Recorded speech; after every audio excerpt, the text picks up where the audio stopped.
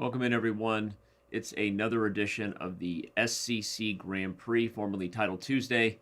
Every Tuesday here at 10 a.m. Pacific time, we rock and roll with the world's best chess players in a large cash blitz money tournament here, also rewarding the opportunity to qualify for the main Speed Chess Grand Prix with $100,000 in prizes. So let's jump right in and remind you of what is in store, what's ahead here as regards to our format, the details of why we do this, and get rolling. I see the chat giving me the yeps and the hays. Don't yep me, chat. Don't yep me, but I'm glad you're here.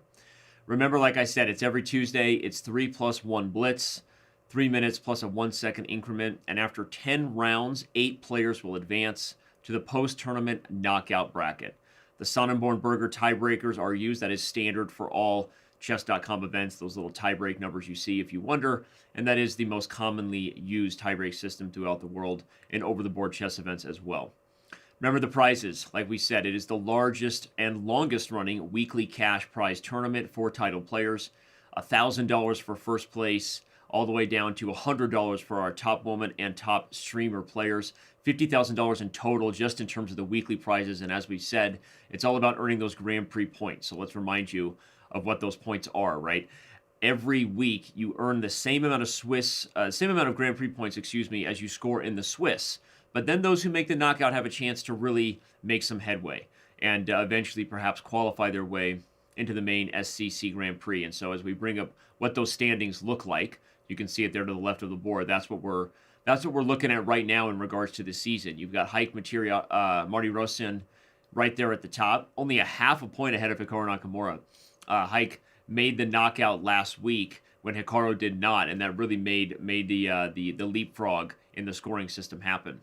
Kovalyev, Magsulu, Artemyev have been very consistent performers, but then you see some other very big names and a lot of Russian flags.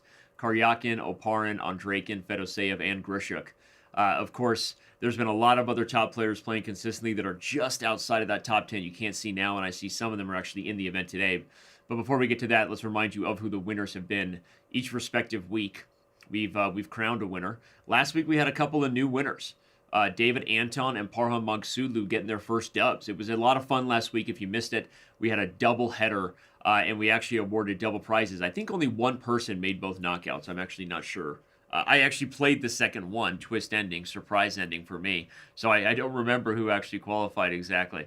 But I know we had two winners. We had a great interview with David Anton and then Parham Magsulu, who is a beast, as everyone knows. No surprise, kind of about time he got one of his first wins here.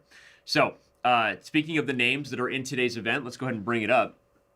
Like I said, there are some that have just missed out winning an event so far this year. Guys like Fabiano Caruana, he's had several very good events. Sergei Karyakin is also yet to win one, though he's been very consistent.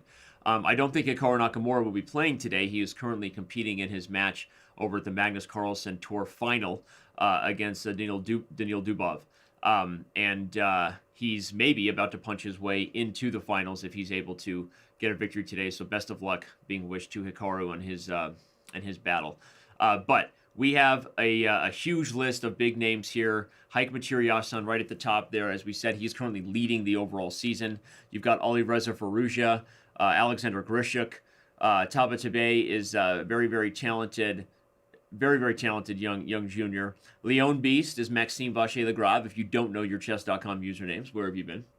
Fabiano Caruana. Mishinik, I believe, is Alexei Serrana. Speaking of someone who needs to know his Chess.com usernames. The Penguin, Andrew Tang. You've got Dmitry Andreikin there, to Vladimirovich, and then, of course, as we said, Sergei Karyakin kind of rounding out the top 10. I'll stop being Ron Burgundy here and just reading what's in front of me on the teleprompter here in just a second, right? Never give me something dangerous to read, because I will always read what's on the teleprompter. So you stay classy, Chess.com. All right, got my Pro Chess League mug. I've got my own standings pulled up here. I'm pretty excited for today's event. It'll be interesting to see what gets pulled up. Give a shout out to the chat. A lot of yeps coming our way. We appreciate that. Stevis5, the regulars, Crazy Coffee Man, we see you over there, talking Chess TV, talking Twitch chat right now. Nihal Soren not in yet, seeing you over there on YouTube. Maybe he might get in. We still have 4 minutes. Speaking of which, we're going to take a very, very short break. When we come back, about 90 seconds Give us about 90 seconds. We'll really be rolling into the games, and we expect to see fire on the board today. It's the SCC Grand Prix, week 9, I believe. Let's pull up the current winners one last time so I can figure out what week we're in. We're in week 11. I was kidding. I've lost track of time a little bit, along with my my sanity and my pride. We'll be right back.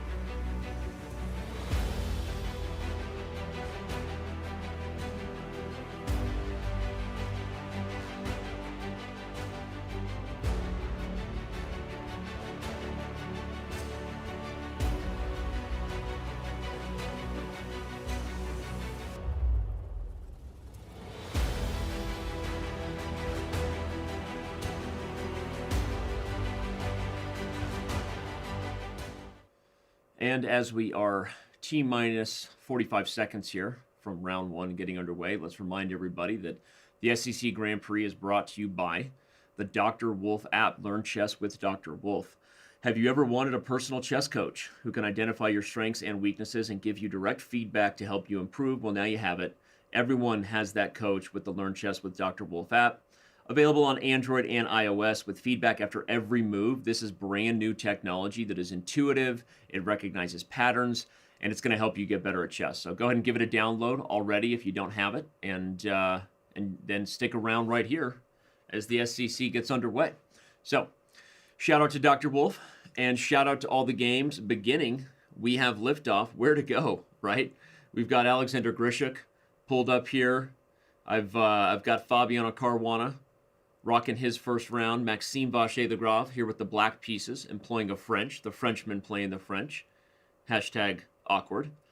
You've got Hike Martirosyan right there at the top. And so many others, right? Andrew Tang, we gave a shout out. Andrew Tang, the Penguin GM, back over 3,000 blitz. Good for him. And we'll stay focused. Let's see. I mean, we'll keep an eye out right now on Fabiano and Maxime Vachier-Lagrave, two of the biggest names here, as well as Alexander Grishuk. Ooh, no, we got to start with Grishuk's game here. Yeah, he played an opening after my own heart. Let's talk about what that is. After started out with a well, it wasn't exactly what I thought it was going to be. The structure made me think we had a Dutch Staunton Gambit coming up, where white sacrifices the e-pawn in order to pry open light squares against the king, and there's all kinds of fun that can happen from here.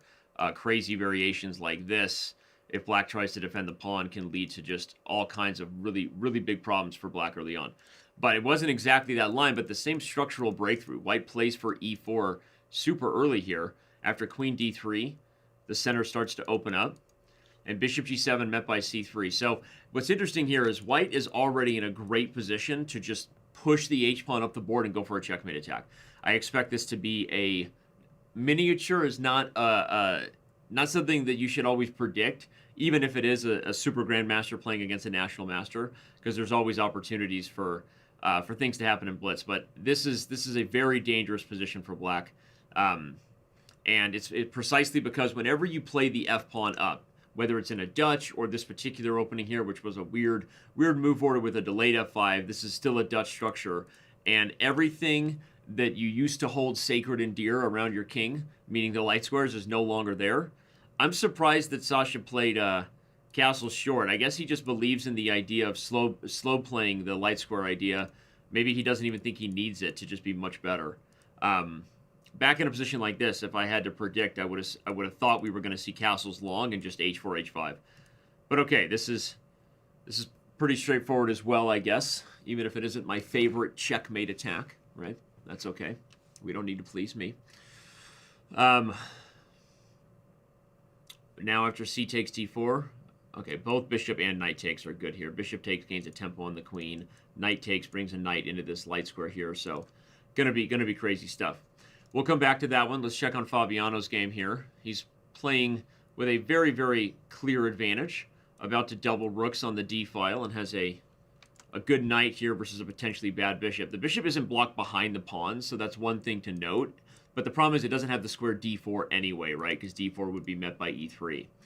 So, yeah, we expect Fabiano to be good here. We're gonna also check in with one of the most popular streamers in the world. His name is Eric Hansen of the Chess Bras, and he's currently on the black side of, I guess, a slightly better endgame now that he's established the a pawn on a4 and has the ability to maybe target that b2 pawn, as you can see. So yeah, it'll be interesting to see whether Eric can get a W here. So many games going, so many streamers playing, by the way. There's it's going to be very difficult to follow all of them, but usually in the beginning of our show here, remember that we try to pull them up and give our shout out to all those who are playing in the event to make sure that you consider going and giving them a follow. In addition to Eric Hansen, we now have Peter Svidler up there. I like the tippers listed. I feel like I haven't heard the term tippers in a long time. At least not in terms of traditional tipping. Cow tipping, right? Now that's a thing. But tippers. Fabiano Caruana has already won his first game, by the way. So shout out to Fabi for starting off on the right foot. Peter Svidler looks to be in pretty good shape here. We would all agree. Let's bring up another very well-known face of the chess streaming community here. She is known as AKA Nemsco. Chi Yu. She's been doing commentary, covering a lot of action over there on Hikaru Nakamura's channel. But looks like she's in an awkward spot here. She's better. Her opponent's currently offering a draw. She backs up the rook because of the threat of knight f4 that was on the board that would have been forking the rook and bishop. But now it's a weird spot where even though she's up the exchange, you see the two rooks versus the two knights. I would say that black is doing pretty well with those dominant central knights, that bishop completely blocked in by the pawn chain. So this is not her best position. But okay, let's back up. Let's back out of this one. We'll keep an eye on her. So many of the other games still going. I want to go check on Maxime's game. He's about to convert on what looks like to be a winning rook ending. The f3 pawn is about to march, and there's no way for the rook to get to the f-file. This is a very unique position. So here comes f2, and the point is rook d1 is met by rook e1. So white just resigns. That was an instructive finish there to see that black's rook was cutting off the white king, and white's rook actually had no ability to help the passed f-pawn. So interesting stuff there. We see that both Fabiano and Maxime Vachier-Lagrave get W's to start off. We expect the same from Alexander Grishik, who had a great position there in that weird kind of Dutch-looking position. But we left it behind. Now we've brought up Grandmaster Robert Hess, everyone's favorite chess commentator, coming to us live from the big city, the Big Apple. I'm digging the background there. Digging that.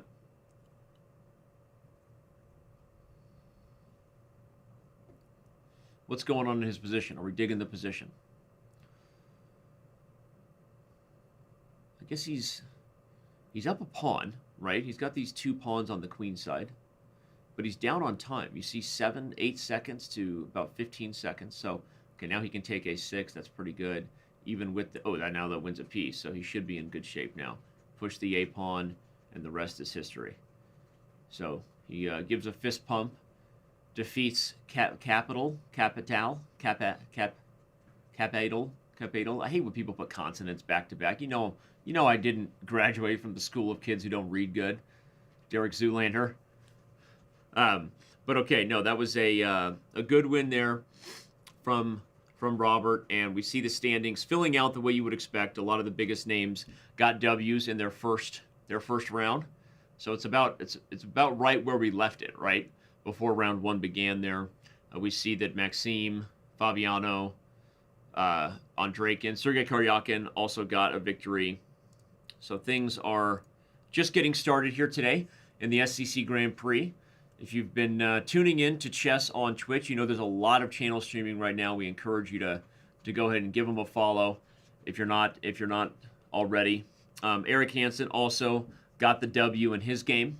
We checked in with the Chess Bros earlier. It looks like finished very cleanly from where we left it in the king and pawn ending here.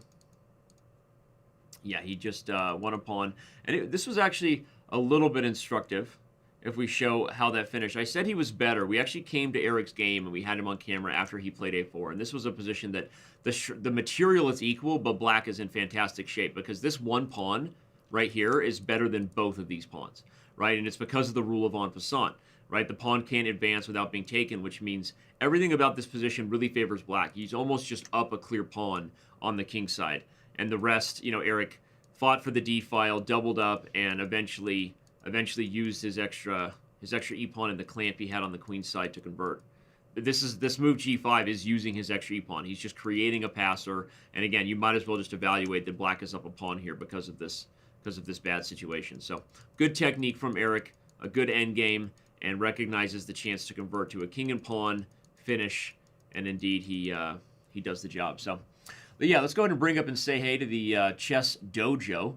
They're one of the most unique channels. I encourage you to give a follow to twitch.tv/ChessDojoLive. It's a collaborative effort, not exactly the Chess Bros collaborative effort with a couple of guys engaging in some, EDM house music and some nefarious activity. It's a little more clean for the family, mainly based on instruction. You have guys like International Masters Kostya Kabutsky and David Pruis, along with Grandmaster Jesse Cry, and some others as well. So, and I believe that they're actually both playing in the event, and then they talk in between games. I honestly kind of just want to stop streaming and go watch what they're doing. It's a different kind of channel than you normally see. So, make sure you consider giving them a follow, especially if you're looking for chess instruction that goes beyond just the normal kind of banter blitz that people are doing, offering commentary while they play.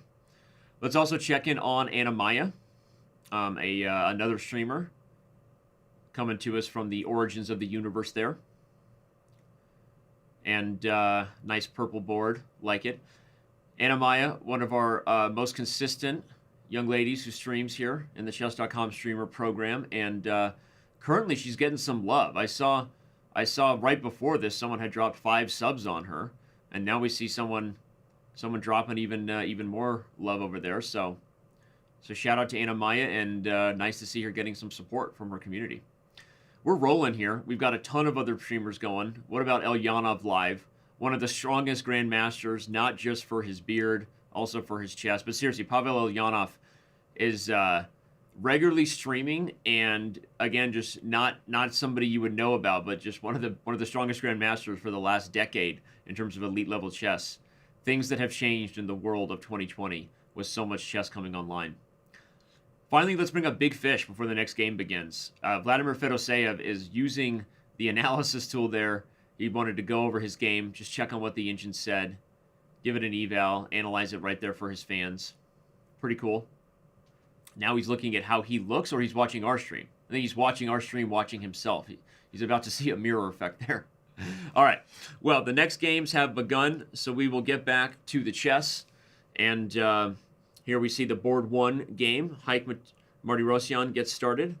Alireza Firouzja now with the white pieces. We'll keep an eye on him. Fabiano Caruana taking on Mikhail Golubev. Golubev is a Ukrainian grandmaster. That's kind of a tough pairing for Fabi already in round 2. I guess everyone is just jumping up, right, who they're playing. MVL taking on also Grandmaster Ganikas 2-1 from Russia. Grishuk now with the black pieces, taking on Mr. Sinigami. Mr. Sinigami. I like it. Peter Svidler taking on the Komodo Dragon. Not the computer itself. Let's hope not, right? But rather just a traditional Komodo dragon, a lizard, in fact, who you have to be very careful. Komodo dragon will eat their own young, I've heard. All right. Well, let me just check on what all these top games are looking like, see if there's anything super instructive. This looks interesting here. Fabiano with the black pieces. Okay, it was sort of a delayed open Scotch game. Mises variation, transposition from the 4 knights. And now we see this in line with g5 and bishop g4. Ultra aggressive from black. Interesting stuff. This is going to be a tricky one. I mean, Fabiano is up on time by a whole minute, so that's a huge advantage, or at least suggestion that he knows what he's doing better than his opponent. But if you just evaluate the position, I mean, you see how the computers feel. It kind of like white a little bit. I don't disagree, right? The pawn structure is ugly here, and the pawn structure can't go back here. So you're looking at a practical game where I have a hard time knowing where the safety is. But again, the strongest humans in the world play more like the strongest computers than they ever have in history, in the sense that they really understand how much dynamic pressure can overcome traditional chess weaknesses like king safety or bad pawns, right? So I expect Fabi to move the queen. Okay, he goes for the, in fact, speaking of dynamic advantages, right? He wants the bishop pair to make up for the fact that his king is bad and his pawns are poor. And the more I look at it, the more it seems to make sense. Maybe he could even castle now because there's no longer a dark square bishop to take advantage of this stuff, right? It's one of the things that you can think about, and in fact, he does, yeah. So this is an interesting lesson, interesting approach that, you know, the bishop pair and activity can be something that makes up for traditional chess weaknesses. And look at this, relocating the bishop to an outpost square e5. That is just some sexy technique there from Fabi. I think just the recognition to come around here, I dig it. I love it. And he's going to be in a really good spot with a bishop that, how you get rid of that guy? It was a rhetorical question. I ask my kids those a lot. Like, hey, are you ready to go to bed? Rhetorical question. You can't get rid of the bishop on e5. And it's time for you to go to bed, kids. All right, let's check in on some other streamers here. We've got the Feta Master, somebody who's been streaming with Chess.com since the very beginning of, you know, what was our investment to kind of grow the streaming community that started, you know, several years ago, 3-4 years ago. And he's got actually a very well-supported channel, pretty decent viewership. Queen h4 check on Fabi's game. Let's go back to the live board. Oh, wow, Fabi missed it. Oh, my God. You guys missed it. Sorry, I was watching Fede Master, but he played g4, and Fabiano just didn't play queen h4 check. It's just over. And bishop g3. What was he doing? He played queen g5. And now queen h4 check. I wonder if it was a mouse slip. I'm sorry for, you know, breaking the show flow there to my producer. My apologies, but I was sitting here watching Fabiano's game, and he's got like mate and 2 on the board, and I think he mouse slipped queen g5. I think he mouse slipped queen g5 because that makes 0 sense for a grandmaster of Fabiano's level to play g4 and then queen h4 and then mouse slip and then not play queen h4. So what's funny is the position is so winning that a mouse slip couldn't even blow it. That's not every day. That's not every day, and shout out to Fabi, off to a good start. But let's continue to do what we do every day on Tuesday. Back to shouting out our streamers. Jose Herrera, a well-known streamer in the chess community. Streams everywhere. Streams on Lead Chess, Chess24, Chess.com. It's nice to see him. He's an ambassador for the chess community doing his thing. And also someone who manages the Toronto Raptors. Sorry, I keep saying the Toronto Raptors because that's an NBA team. And, you know, shout out to my Phoenix Suns, 6-0. Yes, I'm an NBA fan. I have Toronto Raptors on the brain. No, the Barcelona or Spain Raptors. I forget what the actual city was we decided in the end, if it was the country or the city. But the Raptors. There you go. It's a sexy looking logo. Did I screw that up enough? Did I go far enough with that? Okay. All right. Well, Caruana gets the W.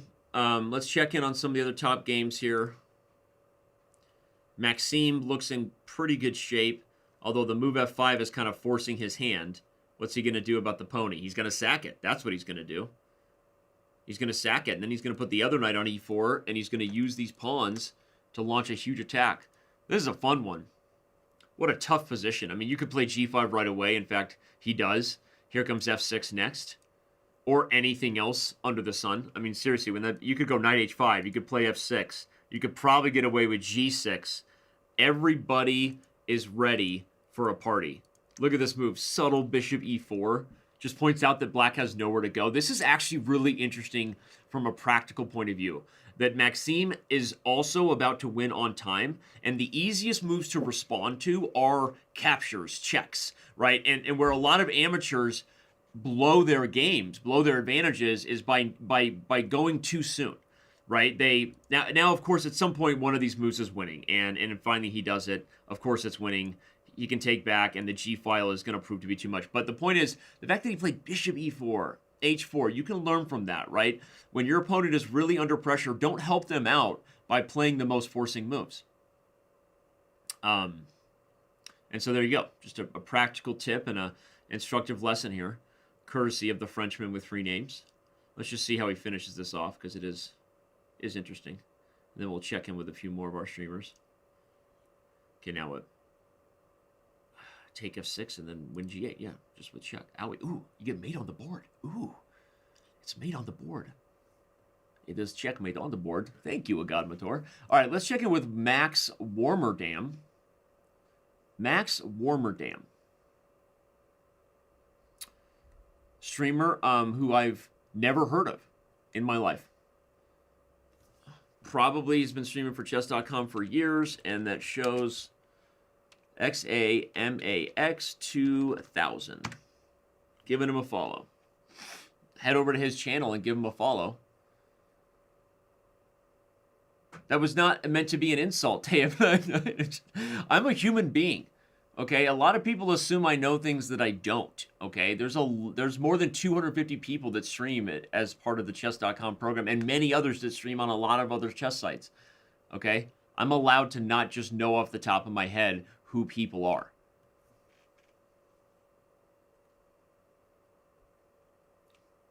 So there you go. Wow, actually, let's pay attention to what he's doing here. Is he about to beat Firouzja? He's playing fantastic chess. He's up a piece.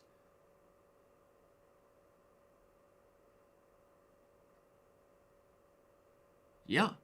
Wow. He's up a piece and also up on the clock. It should just be over here. Rook C2. He's going to transition. We're about to see history in the making. And look at the follows he's getting because we're following his channel. Head over there. Twitch.tv/ I think his username, XAMAX2000. Yeah. And he is he's dominating Alireza Firouzja, and that's not something you say every day, right? For anybody. So Firouzja has not had his best chess in the last few SCC Grand Prix. That's just the truth. But yeah, he's rocking. Yeah, we see the shout out failed. Then we'll do the command again. But you see his channel on stream. You can just go follow it. Look at that move, that technical move. Although he only has a few seconds, actually. Has he blown this? Whoa. Oh, my God. Is Firouzja going to swindle this? Holy bejeezers.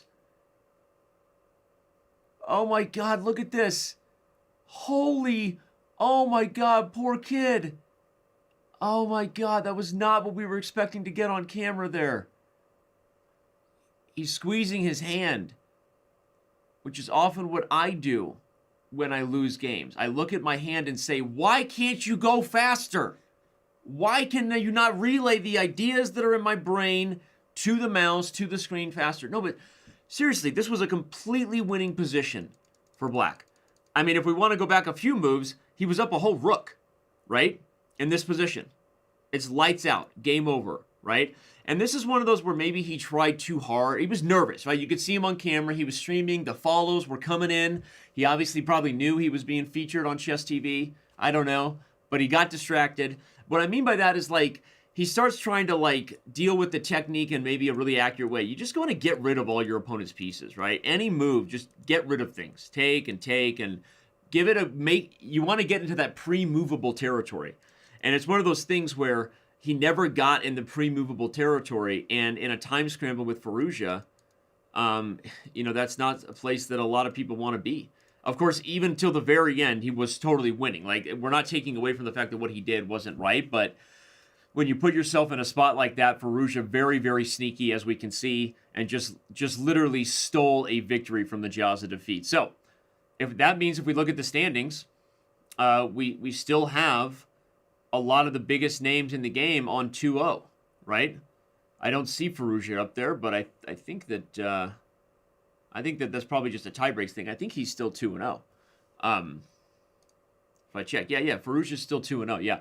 So you've got Grishik, Arjun Iragaisi, Fabiano Caruana, Penguin GM, that's Andrew Tang, Sergei Karyakin, Alexander Bortnik. Wonderful Time is Min Lee, the strongest international master in the world, at least in terms of blitz, maybe on Chess.com.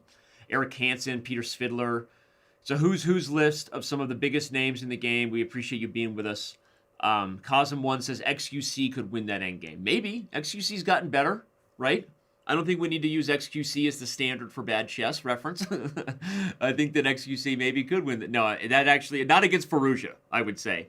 I mean, an IM looked like a pretty strong player and streamer there. Couldn't win it. It's very tricky.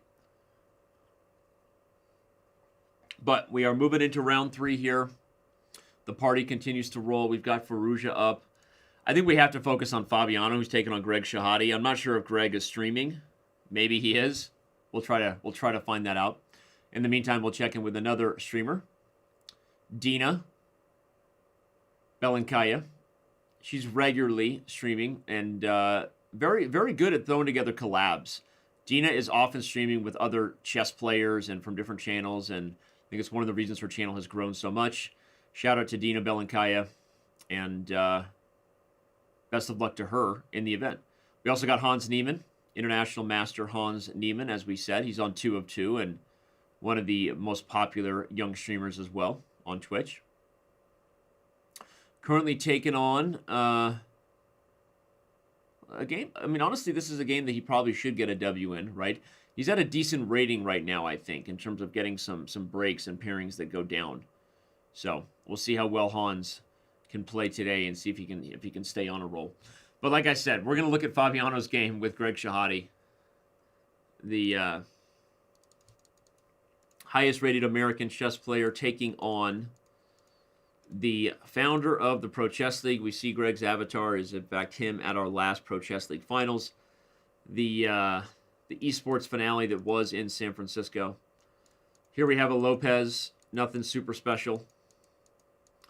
And White's just a little bit better. I like this idea here, that Fabi shows. The idea to allow the trade on G3 and double the pawns. The opening of the king side, especially if you can keep the center locked up, might make these pieces sort of feel out of place.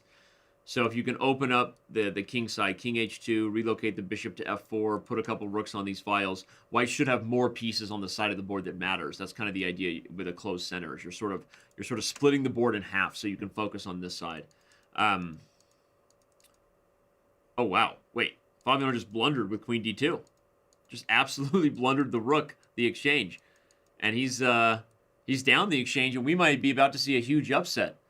The commish, Greg Shahade, on the verge of upsetting the #1 American in the world in terms of classical rating. Now, Fabi's up a minute on the clock, but this is crazy. Queen d2 was just, if I was focused on highlighting Fabi's idea of splitting the board, but queen d2 is just, take a look at the position. The position is still close to equal, and queen d2 just blunders bishop a5, and with that, Greg is in fantastic shape to maybe shock the world here and pull an upset. Yeah, if Greg wins this, he's going to be bragging for the rest of his life. So, oh, queen takes a2 is played. He missed queen c2 check, followed by queen f5, I think. Queen c2 check allows the queen to come to this side of the board, and suddenly the queen over here is out of play. She wishes she could help, but she can't. This is wild. I'm not saying we're not rooting for Greg, but I'm saying Stevis5 is right in the Twitch chat. We're never going to see the end of the bragging if Greg wins here, so for all of our sakes, I don't know what should happen here. Don't let a confident Greg Shahade take to social media, I always say. Queen takes a... That's kind of a cool idea. That's like a problem book or a puzzle book where you just appreciate that there's... you know, a sort of a retreating move like that. A retreating move that would get you back in the game after queen takes a2 with queen to c2. Knight e5 was not the right idea. I think bishop e5 was better, according to the computer. But okay. Fabiano is all in, and he misses knight f3 check. He's going down. Down, down, down. The red knight's going down. Caruana is going to get upset. Knight f3 check was a huge heads-up play. The queen is just going to work it with no diggity until you get over where she can take the pawn with check. Queen e1, king h2. Okay, or here, king g2. And the question is there a way to take this pawn? I think there is. I think you can just take with the queen. No, if you do, the knight takes with check. What's the win here? I have to see. Ah, this is the idea. Queen e2 check. The king can never touch h1 because you take with check. Queen e2. He's missing it. Queen e2, king g1. Queen e3 is the move. Because then if the king goes to h2, you have queen f2. You have to go check here, and then on king g1, queen e3 wins. And it's actually mate in 4. He found it. Now the king has to go and give up the light square pawn, because if you go to h2, queen f2, it's over. Rook takes f3. Greg found it. What an interesting little geometry lesson, and now we see why the computer announced the mate in 2. Let's show that again, right? The queen had to find a way to take the f3 pawn with check. That was the key. Because if you take the pawn without check, right, like in this position, your rook is hanging with check, and white is fine. So you work the queen. Queen d2 wasn't right. This was a faster way to get this check, and now there's no way to avoid it. No matter where he goes, you take with check, because king h2 would allow queen f2, and then it's the same thing.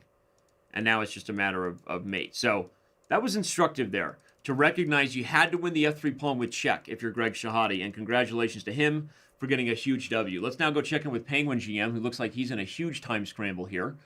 About to get a win, trying to stay undefeated, is Andrew Tang.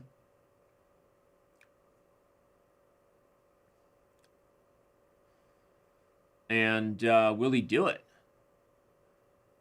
I'm not so sure. National Master Leonid Starozilov of Ukraine. Starozilov is down the exchange, but Tang is struggling to make a breakthrough.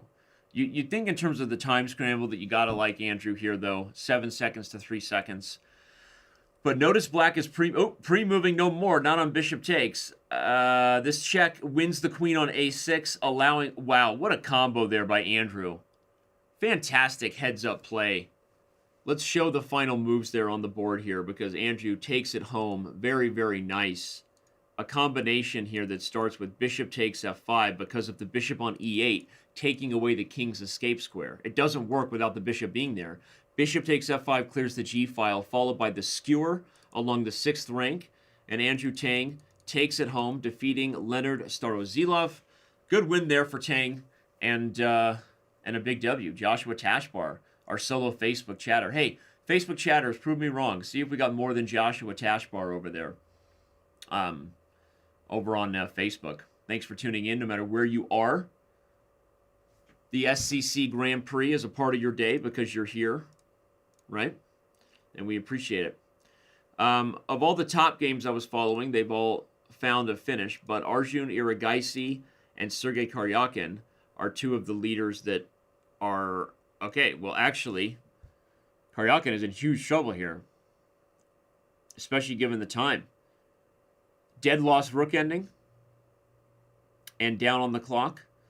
The only thing that would allow white to win would be a time scramble swindle on the level of Hikaru Nakamura and Alireza Firouzja. Oh my god, it might be happening. This is absolutely crazy.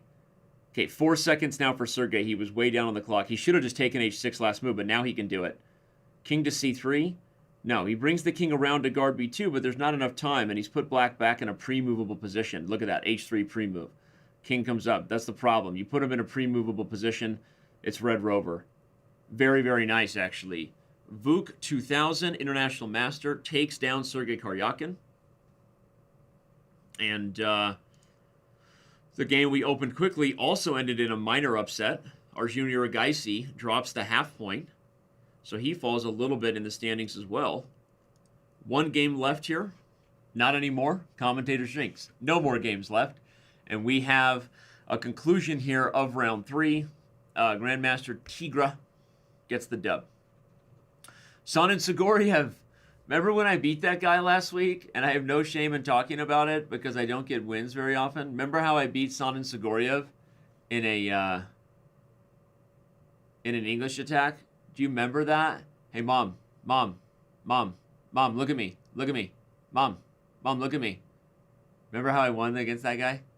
Anyway, he's actually a really strong Grandmaster, and I had no business beating him, but I got lucky. All right, round 4 has begun, and guess who is going to have our attention? The one, the only, Bobby Hess. It has to be, right? Whoa. Wait. What? What a tricky line. What a tricky line Robert knows. Robert is playing a tricky line against Firouzja. This voluntary retreat of the knight to e7. Now he's going to get d5 in. And he's staying with Alireza on the clock. Would that not be an upset worthy of I don't know, Danny Wrench over Sanin Sigoriev of last week? Robert Hess over Firouzja. It would be on that level, I think, especially given that Robert was commentating my game. I think we're going to stick right here back and forth. We'll make sure we catch up with all the other Super Grandmasters as the event goes on. But before our first fair play break coming after round 4, I don't think a single game is more important than this. Head over to twitch.tv/GM Hess and give him a follow, please, if you have not already. Seriously. He deserves it. He needs it. I will call Mom after the show. Thank you, Joshua Tashbar. Appreciate that from Facebook. Given that most of our moms think Facebook is the internet, I feel like that's an appropriate comment from the Facebook community. Okay, so getting in a little bit of a weird spot now. The e-file's opened up, as you can see. There's rook e1 check coming on the next move. And the question is, does Robert block with something like bishop e7, or do you put the king on f8? So dynamically, black is okay here because of the bishop pair. Take a good look, right? He's got 2 bishops. Light square bishop on c8 has no challenger.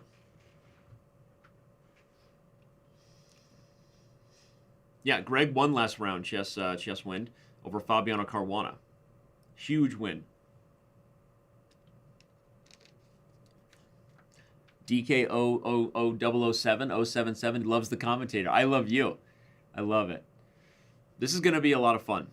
And I can't wait to see whether Robert has the means to stick with Firouzja. Now, what we have here is Robert doing what he does sometimes, getting under time pressure. And I say that with all due respect. Obviously, he's a very strong player, but Robert himself would say that kind of sometimes needs to push himself to trust that intuition even more.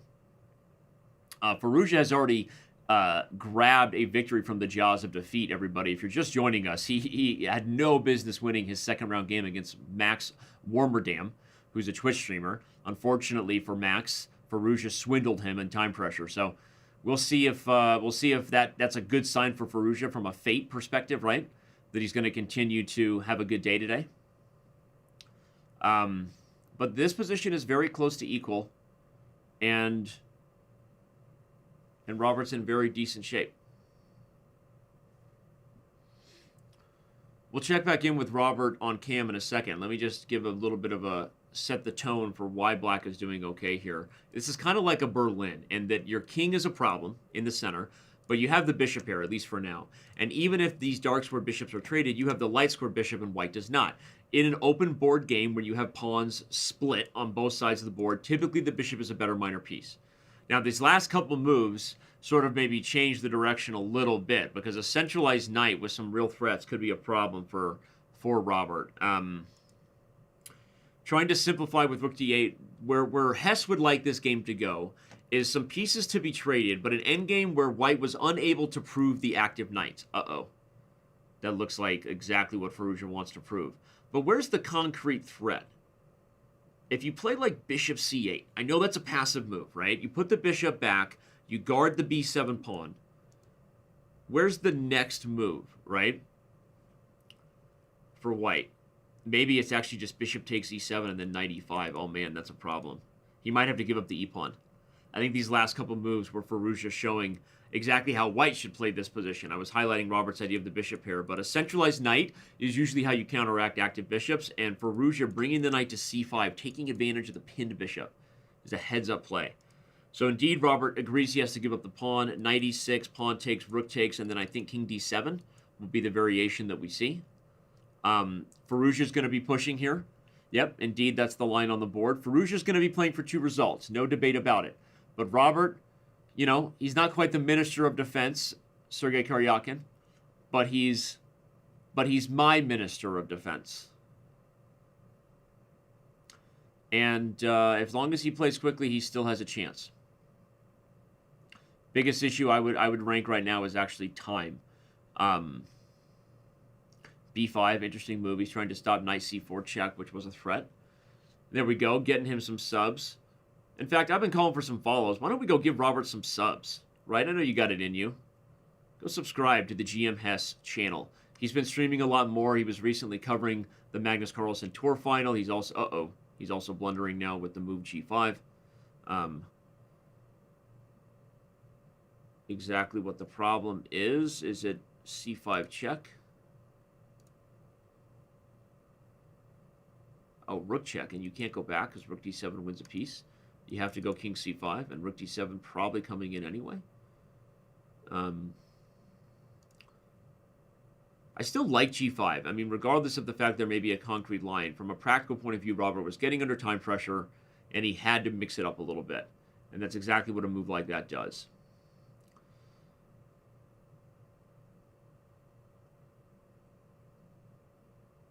He loses the exchange, but he does go into an endgame with some drawing chances. The biggest issue coming right now after the move knight d3 check that you're seeing on the board is that white has the 2-on-1 pawn advantage over there on the king side. H and G versus 1, and that's the real problem. So Robert trying to speed up and stick with it. b3 wins the knight, and he's going to resign. Indeed he does, yeah. So good game from Firouzja. He kind of gives the old, right?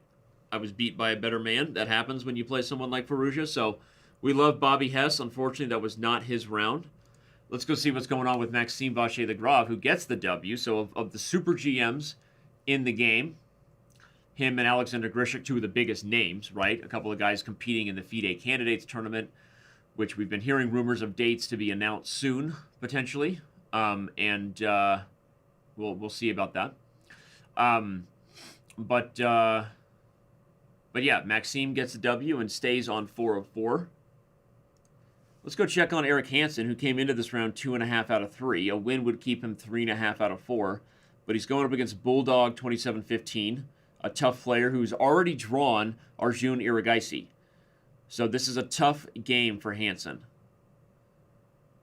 He's got a couple of passed pawns. I mean, that's nice. Now you can play rook takes g2, right? I wonder if black just blundered that, because now e7. Now, you know what? I think this is still going to be a draw. White has to run to the b pawn. And, whoa. Now the 2 pawns are running. Rook to h1. What do we have? Just a fanciful draw? Looks fanciful.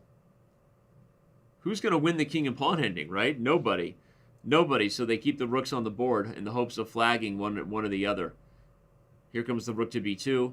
Hansen has to be careful. Maybe he should have gone into the king and pawn ending. He's only got 1 second. Now he's just giving up the pawn. This is not ideal. He put himself in a really tough spot. Despite the fact that this should be a draw, And now he finds a sack to make sure he gets the draw. Wow, what a nice combo by Eric. Tip of the hat there. Because if he had not found that move, this was, and in fact, if Black hadn't blundered that move, Rook King to B6, like play something else like C6, of course the position is still a draw, but this is the kind of territory you could get flagged, right? You only have 3 seconds to 12. Black is going to try to work this pawn off the board from now until Kingdom Come. So very heads-up play by Eric to recognize the tactic here, right? To take on C7 and overwork the king, who cannot guard the rook and capture White's rook at the same time. So very simple tactic, but a good one nonetheless. Black gives some checks, but in the end, it's just a big trade. And we have the old-fashioned draw, right? It doesn't get any more old-fashioned than an actual old-fashioned, which I could go for, right? Especially when the orange peel is super fresh, right? And the bitters are working for you. Nice old-fashioned. Goes a long way with this guy. Okay. A few more games still going here, and then we will have our first fair play break. Let's go check in with Nemsko. Oh, never mind. She just got checkmated. Sorry, Nemo. Didn't mean to do that to you, Chi-Yu. Sometimes I put people on camera and they lose. Huh? It's infectious. When you look at me, you're like, there's a guy that's losing. Let's get more people involved. Misery loves company. But I do enjoy your company. Jokes aside, the SCC Grand Prix will continue. We take our first fair play break of the day, where we make sure everything is rocking and rolling. We'll remind you of what we're doing when we come back. Don't go anywhere. It will be round 5 of the Speed Chess Grand Prix in just a few minutes.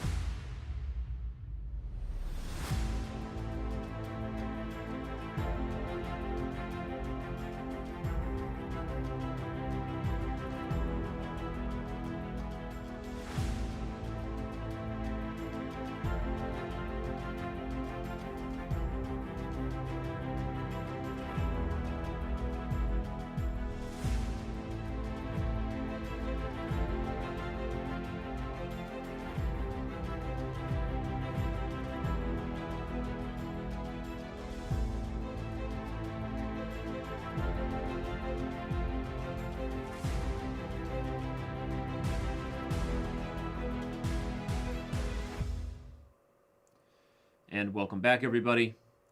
We have taken our first break of the day to check in with the Fair Play team and continue to monitor the play of all of these title players and ensuring that the games are being played fairly.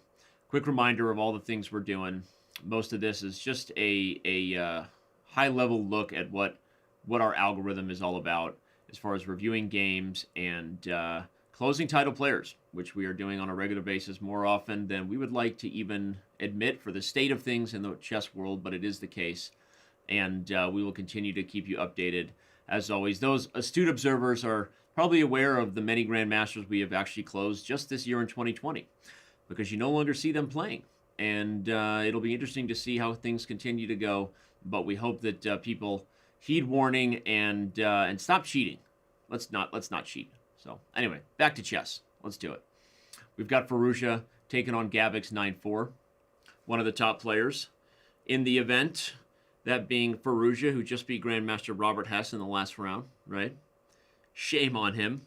5-minute Caruana lost earlier. That was sort of the talk of the event so far. Greg Shahade, the commissioner of the Pro Chess League, took him down, actually. The founder of the PCO got a big win. A lot of other top players still on 4 of 4. Grishik actually on 3.5 out of 4 here. We see he's dropped a draw. But Maxime Vachier-Lagrave, oh, he also dropped a draw. I missed that when we went to break. Interesting, right? We were focused on the Hess-Firouzja battle of round 4, but it looks like several of the top players sort of got nicks in their shield after that round, right? No, not a loss, but a half a point down. Maxime here on the black side of a Catalan. Grishik on 3.5 out of 4 on the white side of just kind of a traditional-looking Queen's Gambit. Among the leaders there, the big names, you know, like we said, we started out with Firouzja, Andrew Tang, also still 4 of 4. We can check in over there with his stream. Andrew rocking that camera view above his chat. A stream that people know well and love. So we'll keep an eye on whether Andrew's event can continue to remain perfect. I feel like the game we need to come back to is the Firouzja game, though, because I wonder what's happening here. Hard not to like White's position. That king is in a really weird spot. What happened in the opening here? Let's back up and find out. Okay, we had a Queen's Gambit. Nothing too spicy. This early C5 variation has become pretty popular. Knight E4 and F5. The way you would respond if you're black, right? There's no longer pressure on the D5 pawn, so you're not so worried about the consequences of the center there. Allows you to be a little more aggressive with F5. Makes sense from Firouzja. So far looks pretty good for black. I would actually really like black, but what happens here on Knight G5? He plays Bishop B4 check, and then E5. E5 is kind of a weird move, huh? He was worried about the double attack of the C6 pawn and the E6 pawn. But he could have played Knight B8. That would have unleashed the bishop and guarded the pawn. Yeah, the computer seems to think black would still be better there. That's just one idea. But E5 is a strange move. And then Knight to C5. Wow, A3 is borderline trapping the bishop, right? If the bishop moves to A5, then B4 comes in. But it is important to know right now there's no threat because the pawn is pinned to the rook on A1. So Firouzja is able to get in H6. The rook comes to D1 to unpin the pawn, and we're going to have liftoff. Trades on G5, and here comes A takes B4. White's going to win back his piece. But this still looks super, super dangerous. Gambit 9-4 is no stranger to a Grandmaster upset. He's been an active international master here for a very long time, and certainly capable of some great chess.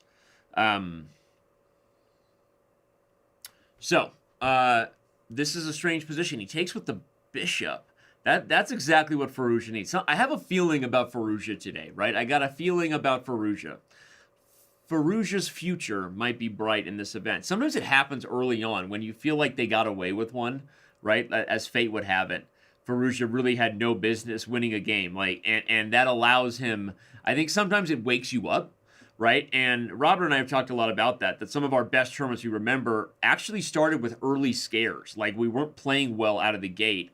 And the fact that you were able to save a game, swindle a game, something that happens, it almost is like an adrenaline thing, right? It kicks you into a gear in terms of critical thinking. That way, when the tough games come, you're already a little more battle tested, right? You start playing the stronger players, and you're a little bit more on the edge of your seat than they are because they cruise through the early games. So it's just game theory, and ultimately the best chess wins, and you have to be as present as you can be. But I just have a feeling about Firouzja that he's going to have a good day today. We'll see if I'm right.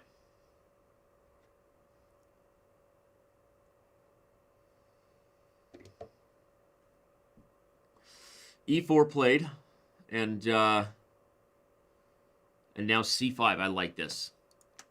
Rolling with the pawns. It's an opscode bishop position, so if somehow white could get on the dark squares here, if you could use your imagination, then this bishop would feel useless. But black seems to be ahead of it right now. I admit I'm kind of surprised the computer seems to think white is better here. I feel like natural moves for black. I mean, bishop b5 is good. It opens the A file. I thought rook ac8, which is why I highlighted it to punch c3. Now the move rook to g4 is borderline just allowing c3 to come next because the pawn has pinned c3, right? c3. Looks good. c3, queen to g5, you have to guard the g7 pawn, but you can do that. Queen h6. What a move! What a nasty move from Firouzja. It guards g7 and pins the queen to c1, and he doesn't even see it. Queen takes c1 check. Is game over. Right? I mean, I guess black has more ways to win. Maybe even d2. Oh my god, he plays d2. This is fun. Firouzja is putting on a clinic in regards to the initiative, right? Because this was a position that black is able to lose everything because the pawns are just so strong. Okay, I mean, c1 queen is going to be the first of a new lady to join the board. There will be more, right? The d pawn is still on the board, and this is a completely dead loss position for white. Fun moves include rook a1. d1 queen is also pretty good. I guess he's just going to trade and get the queens off the board. Fine, he's just up a queen. So he takes an easy route. I think rook a1 might have been even better, but again, it just... Firouzja, I feel like, is finding his form a little bit. We said in the early stage of that tournament when he should have lost that game that it feels like Firouzja hasn't really played very well in the last few Grand Prix. But I'm just knowing the game theory of how these events go, it just seems like a decent chance Firouzja is going to be what? What?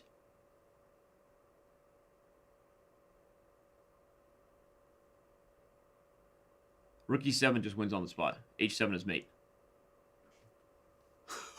What? Oh my god! What in the world?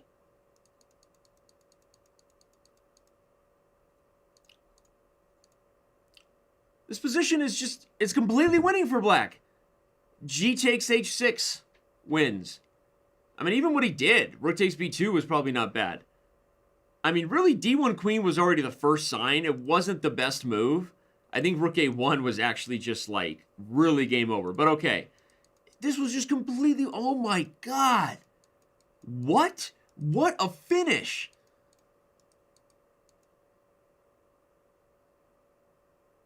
Holy... I know that Cupend in the Chess TV chat is going to find a way to blame me for that, but it's my job to call it like it is. It's not my job to predict the future and prevent hurt feelings. If I say someone's winning and they don't win the game, you act like I have that kind of power. Okay? Wicked smart. My boy's wicked smart. I'm like freaking blown away. If I could drop a freaking freaking bomb, I probably would. That was absolutely insane. Firouzja just took an up queen position and made it himself with one move. It was absolutely crazy. And I don't even know what to say. Fabiano Caruana also just lost for the second time today. We have liftoff, ladies and gentlemen. We have drama. But Andrew Tang, on the other hand, is rolling right now, building on his last SCC. Continuing to play well here. So shout out to Tang, who's analyzing his game right now via the game report. Checking through what happened, I guess. I want to see how Andrew uses the game report, just out of curiosity. We'll see when he chooses to pause. Sometimes it's interesting to see how different levels of players look for that kind of instant feedback of our key moments tool. You can do that with any game you play, by the way. Look at that. A lot of green for Andrew. A lot of perfect chess there. I don't know what feedback he's looking for because it looks like he played pretty well. Oh, F3 was bad, so that's when he paused. Okay. F3 was bad. He went to this critical moment here and wanted to convert on the endgame. Looks like he eventually did, but maybe maybe that critical moment. Anyway, a lot of people use it differently. I think for a strong player like Tang, he's just kind of rolling through to confirm like his observations, right? Especially because it's sort of a blunder checking tool at that level, right? It's not going to be giving the crazy in-depth insights. But wow, I'm just still shocked by how that round ended, to be totally honest. Absolutely blown away. But Andrew Tang remains among the leaders. Sanan Sigoriev, by the way, who I gave a shout out to for the lucky win I had last week, is actually playing very well today. Currently 5-0. You see him there in 4th place. Hans Neiman, who we'll check in with right now, looks like he's about to draw his game, short of some sort of time scramble blunder. Definitely doesn't look like he just rolled out of bed. For sure. There you go. A draw, and no longer going to be perfect after that game, but still having a decent day. And the next round begins. Maxime Vachier-Lagrave got a W in that last round to remain 4.5 out of 5, and now takes on Exotic Princess. That's Bador Jabava. This is going to be a fun one. Probably one that we'll maybe focus a lot on. As the big matchups happen later on in the event, we do a little bit less shout out to the streamers going, but I do want to remind everybody to go to twitch.tv/chess and search the chess category, and make sure you're giving a follow to all the different streamers playing in the event. There are a lot of them today, and we hope that you consider giving their channel a follow and showing your support. So, all right.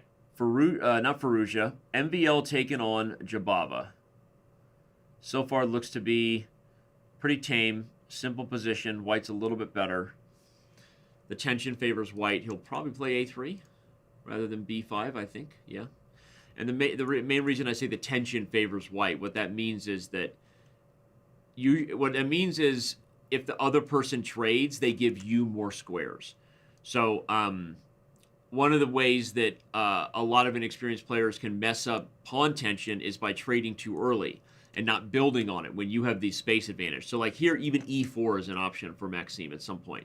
Because the point is, if Black ever takes this one, you take here, and then you have a couple of isolated pawns. If Black ever takes this one, you're going to trade with the knight, and your pieces are getting more and more active as they come to life. So you want to build on tension that favors you because your opponent is sort of cramped behind that pawn chain, knowing that they don't have a lot of relief coming, right? The exchanges don't bring more options. They bring more options for the opponent. That was an interesting queen trade by Maxime. The computer didn't think it was great. I actually feel like maybe he should have built on the tension even a little bit more, but I think he was going for kind of a 2-result position. He can sort of double now. He could play C5 maybe. Okay, interesting. He comes back. My point is that the tension still favors MVL, meaning taking here only opens up more pieces, right? Opens up the bishop. Taking here, again, just creates more weaknesses at the end of the pawn structure. But how do you build on it? That's why I didn't really like the queen trade from Maxime. I feel like he should have maybe kept the tension a little earlier. And I don't, the way he's playing this position, he's backing up rather than building. Okay, he can still play for C5. That would limit the knights, and you're still in a position where if Black ever trades, it's obviously good for you. The problem is, how do you build on that small advantage, right?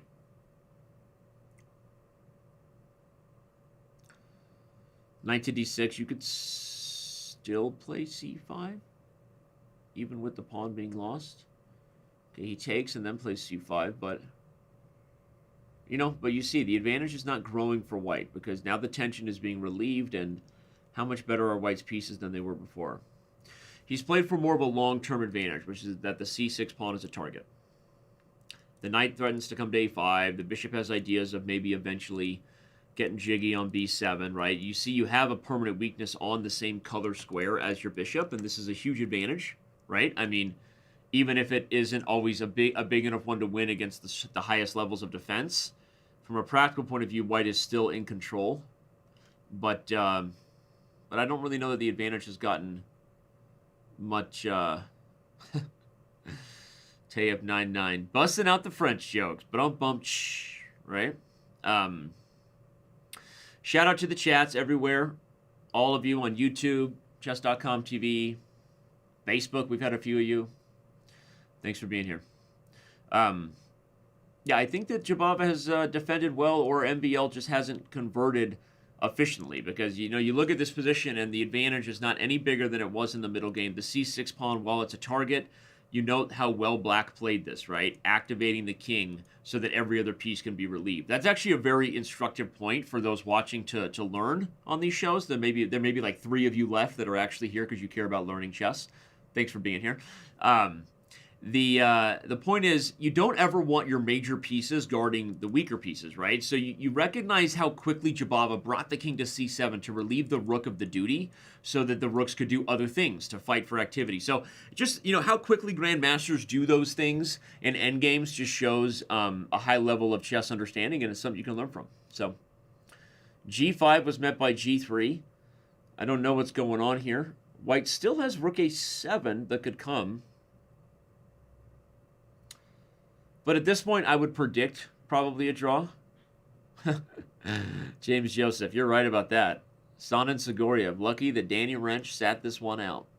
I'm sure he'd say so himself. For those of you who didn't see the clip of me beating Sigoriev, you should probably check it out. Not a big deal, but, anyway. Sigoriev is on 5 of 5, so we'll have to keep an eye on him. Jokes aside, he's having a very good event today. Rook a6. Now that threatens knight a5. Did Maxime just find a way to get the advantage back? Right? You can't put a rook on b6, obviously. Now the king runs, but the risk of knight a5 is a practical shot. The activity flips around. So maybe he'll play bishop d3 first. Bishop d3 guards b1. It threatens bishop f5. No, he's going for it. And the question will be, does black find some way to, go for counterplay, right? Instead of buckling down on the c-pawn, you go for aggressive, sometimes the best defense is a good offense kind of thing, right? And he goes for it. That's kind of what I was predicting with doing very lazy calculation, because it's hard to keep up with these guys. But I just felt that from a practical point of view, it was probably best to get active rather than sit tight. Now you have to be careful. The king runs, but isn't knight takes c6? No, he gives a check first. Ooh, because if king e7, you take with check. Wow, wait, what an idea. He's pinning the knight, which now threatens rook a7. Here comes rook a7, followed by knight takes c6. Or trade first, I guess. Okay, interesting. And white has put himself in a great spot to win. This is classic MVL, working that small advantage, right? Gained up that pawn like it owed him money, and he won it eventually, the c6 pawn. Is it still enough to win, right? He only has 26 seconds now. This has been some high-level chess. I'm glad we stuck with this game. I feel better, right? That's all that you guys care about. I feel like I've learned something. If knight g3 check, king f3, and he's working his way to g4. Look at that little king maneuver. Boom, right? Boom, boom, boom. King coming into g4. He doesn't want to do it right away because knight e2. So he's trying to calculate, but he doesn't have enough time to figure out whether it's a win. This is a nice idea. He's going to bring the knight around, maybe. Okay, now he has knight f3, guarding d4 and attacking. Putting the black knight on notice that he's stuck on that square. c6, c6. Wait, the king is just laughing at the c-pawn? What is going on here? Now you back up, and the king is going to be pushed back. An improvement of the knight's position to come to e6. Oh my gosh. What technique? Very little time on the clock here. Very little time on the clock for both sides, but Maxime still improving his winning chances, and now the king has officially reached zugzwang. If the knight moves, the pawn hangs, and if the king comes up, you will push. So the king just has to stay stuck, and the white king is free to roam. Knight takes e6. f5. Push him, baby. Push him, baby. Let's go, baby. Come on now. Push him, baby. Yo, push him, baby. Let's go, baby. Push him, baby. You can't deal with all of them, baby. Let's go, baby. It's over. Fantastic technique from Maxime Vachier-Lagrave. This entire game was worthy of an instructive video. Just this game here. This was really, really instructive stuff. And you just notice how he handled every opportunity to improve where the knight was here. He had the idea of giving this check and going to g6, which still keeps the knight frozen and makes a new threat. Now when he finally gets this knight imprisoned on g7, black is officially just stuck, right? Because the king can never fully leave the passed c-pawn. It's protected. That's the worst nightmare of a king in the endgame, a protected passed pawn. Because you're always stuck in front of it, and you can never get rid of it, right? So the king is just frozen to this side of the board, and white is now free to execute principle of two weaknesses. Notice also at the last moment, he didn't get lazy and blunder king takes h4 to allow knight f5 check, which would take and defend at the same time. Instead, brings the king up to relieve the knight of his duties, winning the e6 pawn for free. And then, as we said, push him, baby. Push him, baby. Maxime, golf clap for you, sir. Good technique. Good technique. A few more games still going here in round 6. I'm not sure where to go. I'll just randomly grab one. This is weird. Pawns look like they're going the other way. I love coming to a board initially and trying to orient myself without looking at the notation. It's a fun game I played to give myself migraines. It's a fun game I play because I enjoy a good migraine. When you looked at the position, I thought white's pawns were going the other way at first. And then you orient yourself and realize that you have to be very careful here. And, yeah. Wait, black didn't even... Wait. No, black lost. No, black won on time. Black is completely dead here. Why was he pausing? He had 1 second. And so this is just... That was either a bad connection or just poor blitz prowess online. Because I'll quiz you, chat. If you check someone on the forcing move, like what should you have already done? Pre-moved, right? And you gain a full second. And I'll pull up that game. What were their usernames? Here, dear God. Here, it's right here. Look, what's a pre-move white could have played here? Queen e3, because then it didn't matter if the king goes here or here. There's no other legal move. You actually gain a check for free. The reason he lost on time is because he wanted to push the e-pawn, but he was worried about king c3. And if king c3, e7, queen takes b3 wins, or at least draws for black. So that's what gave him pause, but that's just a rookie mistake. Because in this position, white can pre-move queen e3. There's only any legal move, and you've gained a full second. And now you've put yourself in a spot where you pre-moved and you guarded b3. Guess what move you pre-move next? e7. It doesn't matter where the king goes, right? If he goes to c2 or if he was here, you can pre-move again. So you're talking about a turnaround of like 3 seconds on the clock because you take advantage of the opportunity to pre-move. And this is how you convert these games. It's what the best of these guys do that the rest of us mere mortals don't, okay? The point is, when you look at the board and you know you can pre-move, you should take advantage of that, okay? And you just gain time on the clock, and it wouldn't have mattered where he went. I'll go here just to show, because when the king comes back, the queen has now pre-moved her way into a perfect spot, so the next pre-move is also on the board. Now you're looking at 3.4 seconds, and you're going to win this game. Okay. Always pre-move, kids. Always pre-move when you have the opportunity. Thank you. Sun and Segoria versus MVL. Boy, am I a happy camper right now. I am like a happy kid. And yeah. No, there was nothing for black to do in the pre-move strategy. My pre-move strategy is strong. The plot armor is thick. It's an anime reference. Okay? The plot armor was thick there. There is no way to prevent the protagonist from victory. The pre-move protagonist. Okay? Seriously, though, that is an important piece of advice. Is MVL as good as Danny? Why don't we ask Maxime that if he wins the event today? I will remember your comment from chat.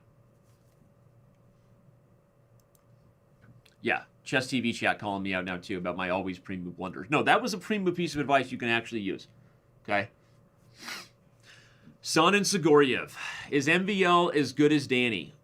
Only if he beats Son and Sigoriev. If he doesn't win this game, then by theory, I beat Son and Sigoriev with white. Son and Sigoriev beats Maxime with black. Hence, therefore, to with. The natural conclusion is Danny better than MVL. That's the only logical train of thought you could have from that. For those of you who don't know, I beat Son and Sigoriev in last week's Title Tuesday.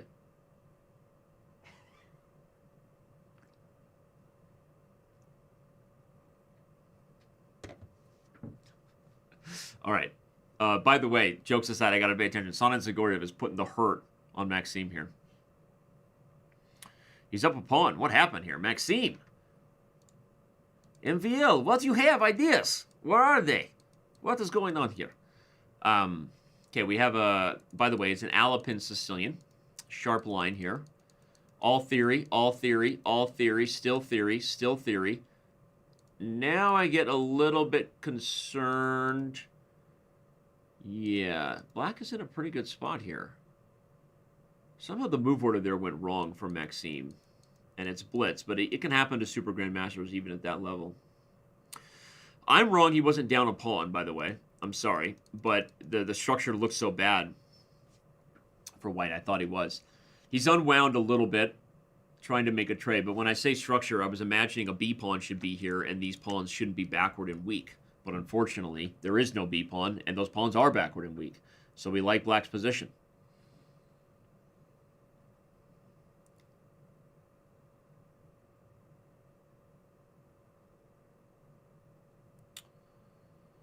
Knight to A4. What a nice move by Sigoriev. If you take with tempo on the queen and then pop a pony right into that outpost square on C3. Bishop A1 played to avoid the trade. He doesn't want to let that knight find a nice home. But he's still just much worse here. Yeah, I don't know what happened in the theory there for Maxime to back up, because that's a line that I don't know. I mean, and Sigoriev also, you know, it's one of the issues with the Alapin. It's not like it is the best weapon against the Sicilian in general. F4. Okay. Sigoriev has to convert, and this rook on A3 is awkward. The pawn on D3 is weak. In fact, I think black is just winning this pawn now, right? You also have E4 coming, right? What a positional move. He's not going for anything tactical. He just wants a very, very nice knight on D4. Can't really say I blame him. Also a good approach. Black is picking between flavors of technique here. This is definitely a rough start for Maxime. But the more I look at it, the more I'm starting to wonder if Sigoriev isn't kind of over-tickling this position. Meaning maybe he should have tried to convert, tried to win the D-pawn more concretely. Because look at the clock. Right? He's now 30 seconds to a minute to Maxime. And it's hard to say the advantage is really that much bigger here than it was before. The computer says black's a little better than it was before. But, I mean, to me, the D-pawn is still the biggest concrete weakness. You have to convert at some point to a material advantage. You know, otherwise, how are you leveraging the knight's strength here? Okay, Maxime is continuing to play very, very odd moves here. And here comes E4. Okay, it's just, right? F3. Whoa. I think white should just take it. Call his bluff. Oh, he takes with the knight. Nice move. Laughs in the face of danger. By the way, pawn takes would have allowed queen G5 check. Way to blunder, Dan. Okay, but I didn't. He played knight takes F3, and now this is first of all great technique from Maxime, and I expect him to win this game now. Not because he's not still under a bit of fire here, but just looking at the clock and knowing where we've come. I mean, how can you not? Rook A5. The queen on E1 had vision. She had vision. She knew what she needed to do. Guarding that square, allowing the rook to relocate. What a nice move. Just don't get mated on the light squares, and probably MVL's in good shape. Right? Uh-oh. Queen E6 check is game over, Red Rover. Send a rook right over. Maxime sees it. Rook takes D7. The queen is overloaded, and Bob's your uncle. Bob's your uncle on C4. MVL gets away with one. Apparently, he's almost as good as Danny Wrench.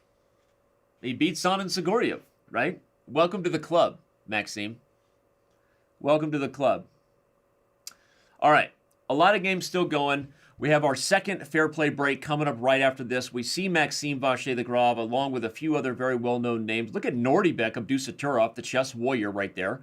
He was nearly perfect a few weeks ago. Went 9.5 out of 10, I think. But then didn't play very well last week. But looks like he's having a good day. Peter Svidler and Grishik on 6. We're going to have quite the finish here. Remember, Peter Svidler was the last remaining streamer in last week's doubleheader, the first version, the first event. So, just shout out to Svidler. One player on 7 of 7, Young KID, Young Kid. Does that stand for King's Indian Defense or Young Kid? I don't know. We're going to find out. But one more game still rock and rolling. Firouzja trying to stay with it and be 6 of 7.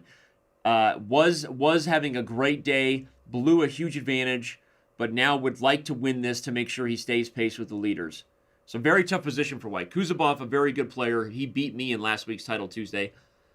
Look at this idea by Firouzja to bring the king in. I love that move. And now he induced stage 4, so what is he doing? He's going backward?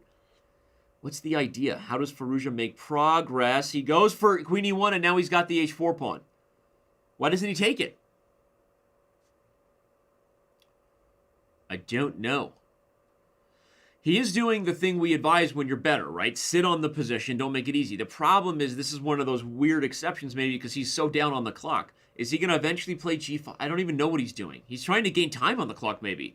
He's borderline playing pre-movable moves, right? That's his idea. And so maybe that's his point, is he can just gain some time on the clock before making a critical decision. Kuzubov has played well. The young Ukrainian. Now Firouzja's the one up on the clock. Goes after the h-pawn. Queen e2. Gives the h-pawn, but there's rook h1. No, there's no rook h1 because you would take and then get a queen. But he did open the h-file. So watch out. King g2. Look out for the h-file. Queen e5 check. This game is completely wild. He's going to lose on time, and he does. Whoa, what a swindle by Firouzja. Poor Kuzubov, right? Don't you just feel dirty when you do that, Alireza? Does that feel good to beat people in a dirty flag situation? I don't know. No, I'm kidding. No, that was a great win. Okay, well, we've reached an end here. No, one more game still going. Praveen just competed recently in the Denker tournament of high school state champions. We were analyzing his games, me and Hikaru, when we were live on Hikaru's channel covering that event for the United States Chess Federation. Praveen, a strong player. I believe he was the Virginia state champion, if I'm not mistaken. I wonder if someone could fact check that. Wouldn't that be sick if I remembered that? I don't know. Maybe it wouldn't be that sick. You're a chess player, Dan. You should remember stuff.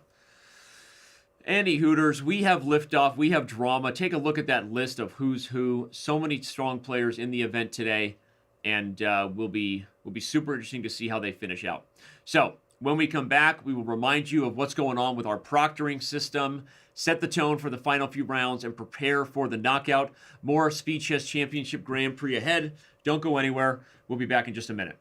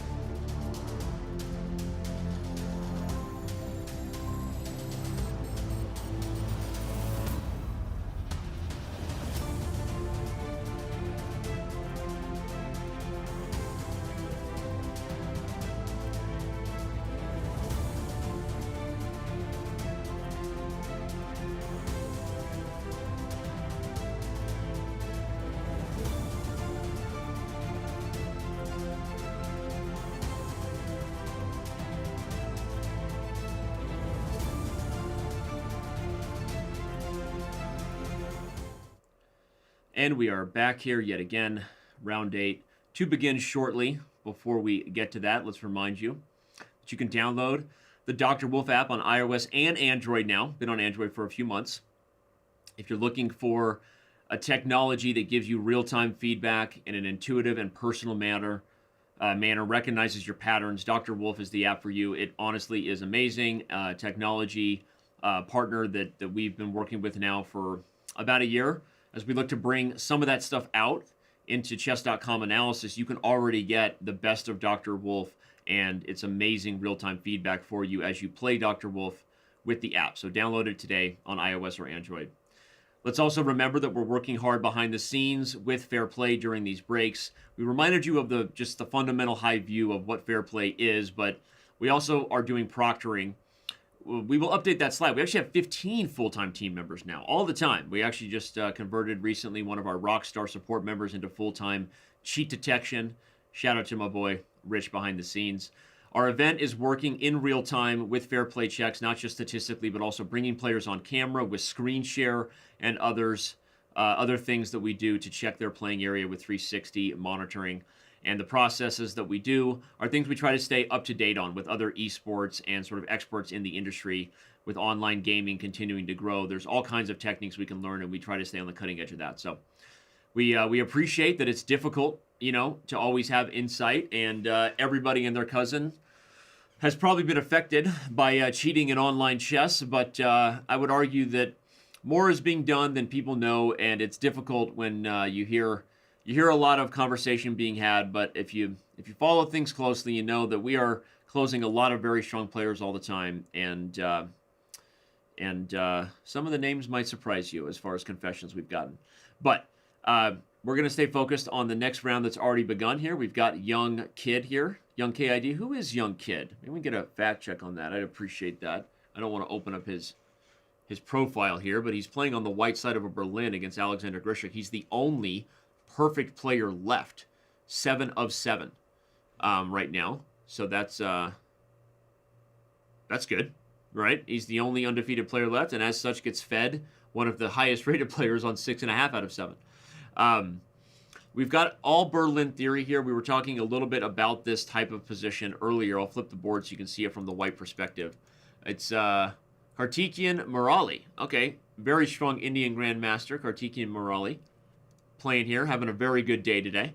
Here in the Berlin, we have the main line where the queens come off the board, and we've talked about this many times, but to set the tone, you have the bishop pair, long-term dynamic advantage to compensate for the king having to lose time and potentially the double pawns. White's biggest advantage is really all about the 4-on-3 over here. So you see White prepare things like h3. They try to get g4 eventually. They try to relocate pieces to expand on the pawns on the king side. So h6 a move to kind of prevent ideas of the g5 square being used. b6, a4, a5, bishop b2. Believe it or not, the Berlin, some of the deepest theory you'll find around, right? Up there with Najdorf poison pawn stuff, right? It goes super deep, and these guys are often playing on preparation much longer than you think. And so, obviously, using a little bit of time is Karthikeyan here as White. But you notice that Grishik is a guy that likes to take his time, and he's still playing very quickly here. So, wouldn't be surprised if Alexander Grishik is still very comfortable with the idea he wants here. This idea of b3 is a slower maneuver for White with the bishop to b2. This was kind of how the Berlin was played for many years at its outset. The more modern approach, often the bishop takes this diagonal and looks for tactical ways to kind of use the space advantage in the center. The bishop here is a slow jam, right? You're going to put the knight on e4, hopefully relocate this knight and advance these pawns, and then you imagine this bishop being very useful in the long term as the kingside majority kind of expands. Full disclosure, you can kind of hear it in my voice. I'm not as huge of a fan of the bishop b2 line, and I already kind of like Grishik's position. I might be suffering from former World Blitz champion bias, where I give Grishik more credit. I don't know. But I already like where this is going. You're going to see the bishop come to c6. Okay, even e6 is fine, because the c6 square can be used for the knight. This check is nothing but a trade thing, baby, right? 2 loped out rooks going crazy. Thank you, Dr. Dre and Snoop. You saved me from many bad nights where there would have been bad music, but you were there for me. Okay. So Grishik is unwinding. Now if you don't play rook d8, bishop e7 will come, and you will never have a chance to use the d-file again. So that means Kartikian is going to pause. He goes h4. It makes sense, right? Bishop e7 would allow h5, and then the knight has to maybe retreat to a passive square. But I still feel like black is in a decent Berlin here. How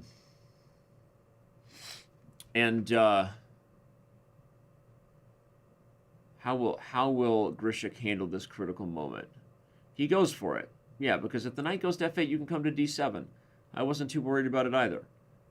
And this is exactly where the Berlin is at home. White has all the space right now. Just optically, if you brought a beginner chess player in here, they would be like, I love White's position. Everything just looks so good, right? But the long-term features favor black because White has nothing to convert on with that space advantage and with the rooks. And slowly, black will finally start unwinding. And the bishop pair, if the light squares become an issue, will favor black.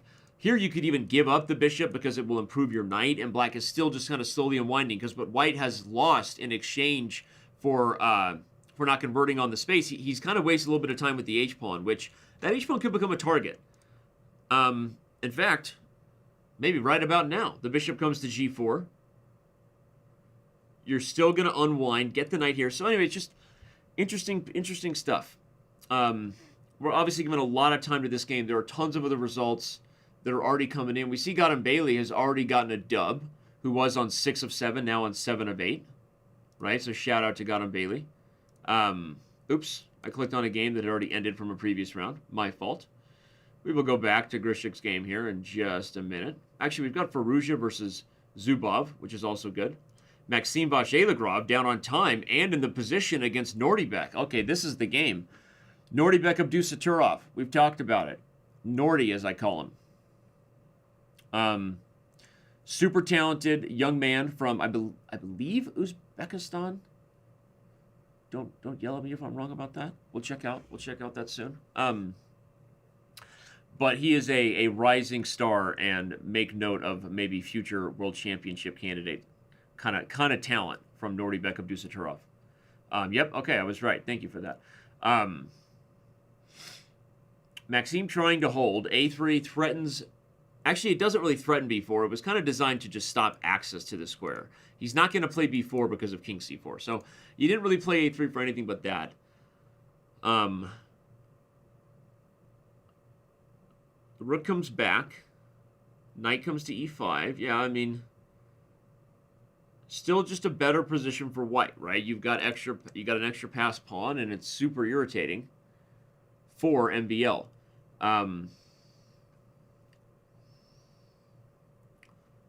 feel like this is the game to stay on because it's probably an upset occurring here. I think that Nordibek is going to win. Look at that move, Rook takes e5. What a conversion.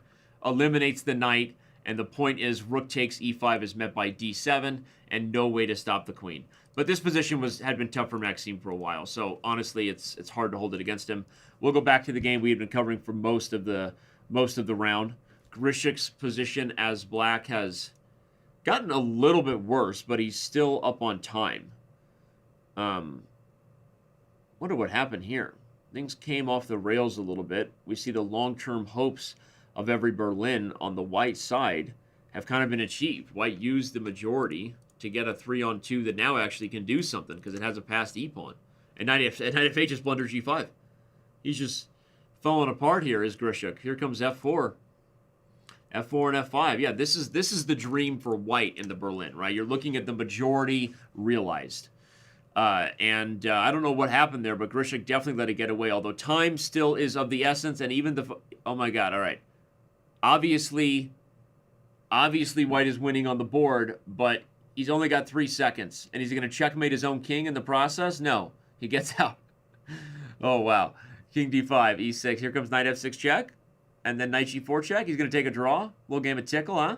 No, we're not going to tickle it out here. We're going to keep it going. Kartikian is working it. You got to give him credit for that, right? This has been a position that's been on the verge of losing for a long time. No, he makes it 0.9 seconds.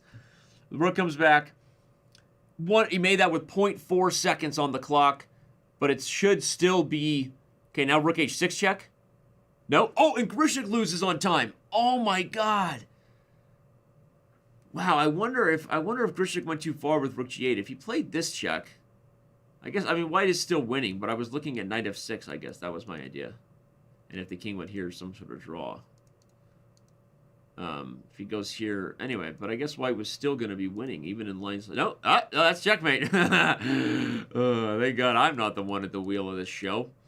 Anyway, well, I'm super impressed with Kartikian to keep himself on the board with a former World Blitz champion there, and he moves to 8 of 8. The young kid from India, Kartikian Murali, so far the man to beat. We've got Peter Svidler with another dub. We'll definitely be checking in on his stream next. Of all the players up there right now, in the top list, I'm taking a good look, and I think he's the only streamer currently. So that's huge for our boy P. Svid. But Kartikian is young kid. Peter Svidler, Chess Warrior is Nordibek Abdusaturov. We have got him Bailey. Anton Demchenko, I believe, right there for Firouzja, recovers from the earlier loss. Kovalyev, and yeah, we continue to roll on. Roll on.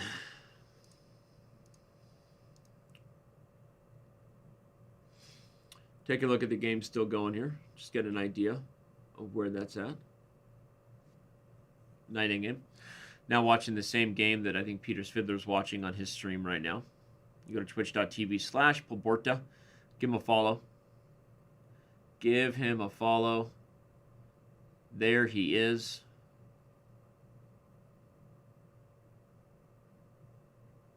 I think Gawain Jones has streamed before. Verdnoti, that's a good point. We'll check on that. We'll maybe try to find whether Verdnoti Twitch has a Twitch stream going. He is up there. You're right, in the 12th spot. Yeah, Avi Kumar on YouTube points out that young KID can afford now to kind of just draw his way to the knockout, most likely. Yeah, Gawain does stream sometimes. Tayeb99, we'll share that in chat. Appreciate it.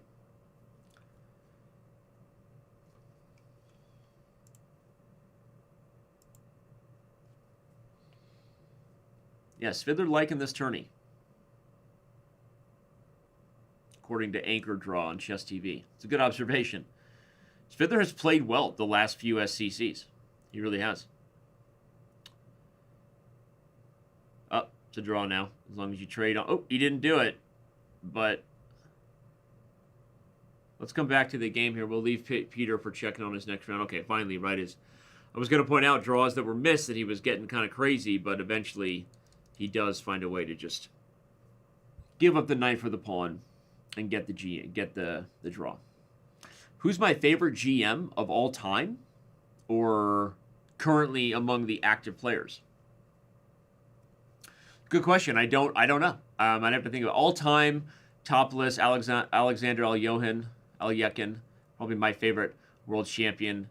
Garry Kasparov talks a lot about him in the My Great Predecessor series, which is a fantastic series if you haven't read it. Maybe one of the best chess series of all time. Awesome book, and you really felt Kasparov pouring blood, sweat, and tears into that. And I believe his classification of Alexander Alyohin as kind of the first modern-day super GM is really true, because Alyohin just stopped playing positions that were so stylistic based and was willing to play the types of positions that you see modern chess players do before there were computers, just breaking principles for dynamic tension and understanding of the initiative, and also being able to win technically. I think Alexander Alyohin really changed the approach to chess among some of the earliest world champions, so he's among my favorites for sure. I mean, you can't talk about favorites. I'm talking about Garry Kasparov himself, the man, the myth, the legend, right? Modern day GMs, he still kind of is a modern day. I mean, I would say Vishy Anand became my personal. I'm a huge fan of Vishy, and now I have the pleasure of being able to work with him, and he was joining us for Candidates Commentary. I think part of the reason I became such a fan of Anand is because my repertoire was basically modeled after him. Like, I played the Nimzo Indian. I played the English Attack Open Sicilians as white, where he was like really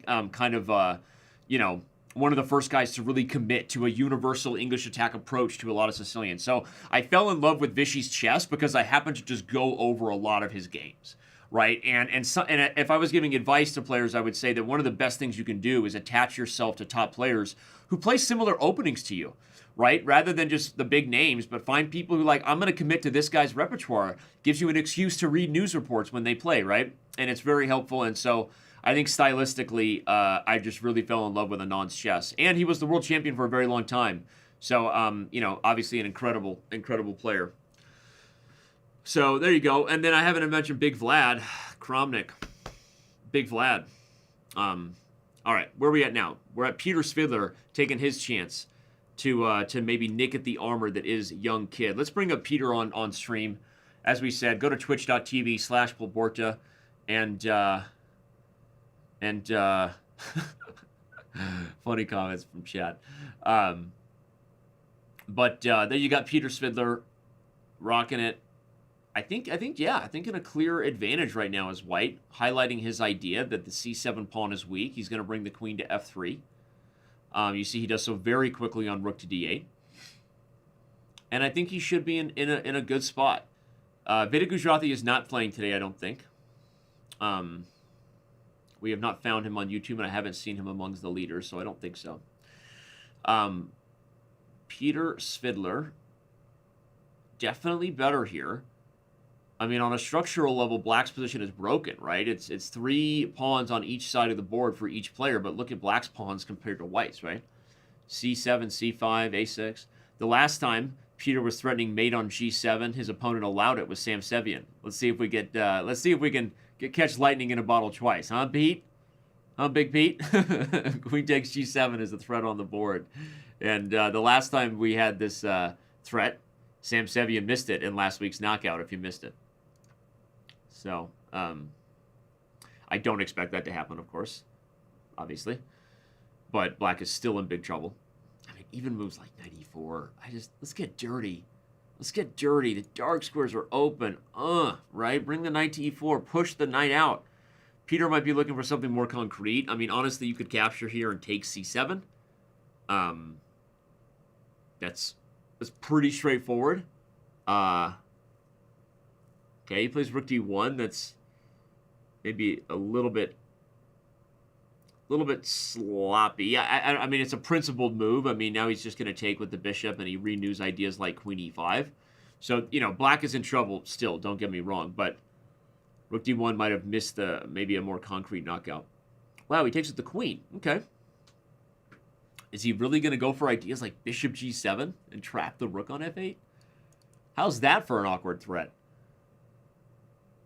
Okay, Black is unwinding now, though. Yeah, I think Peter misplayed this. So the surprise in my voice in the moves, I don't think is totally unjustified. I think that the rook d1 and just the trade here felt like he was almost playing a little too comfort and cozy, right? Needed to look for a concrete knockout. He is still up on time, though, right? So Black is still in trouble for sure. a4 is a threat here. White is positionally dominating, despite the fact that he hasn't put the game away. Oh my god, he just missed a huge blunder. Queen b4 was allowing knight to c6 on the spot. Queen takes, it's checkmate on e7. He just missed knight to c6. Oh my god, queen b4 was played, and watch this, you saw the eval bar go nuts because of knight to c6. And it's over, it's mate on e7 or you win the queen. But Peter immediately captures on b4 instead. Instead, he immediately captures and misses the win. Wow, if Peter does not win this game, that is a heartbreaker. Oh my gosh, that was game over on the spot.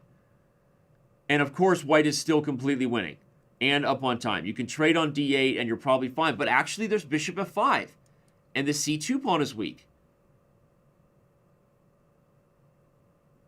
Surprised by that. Actually, knight d5 now is pretty good for Svidler. 97, trade, a5, bishop back.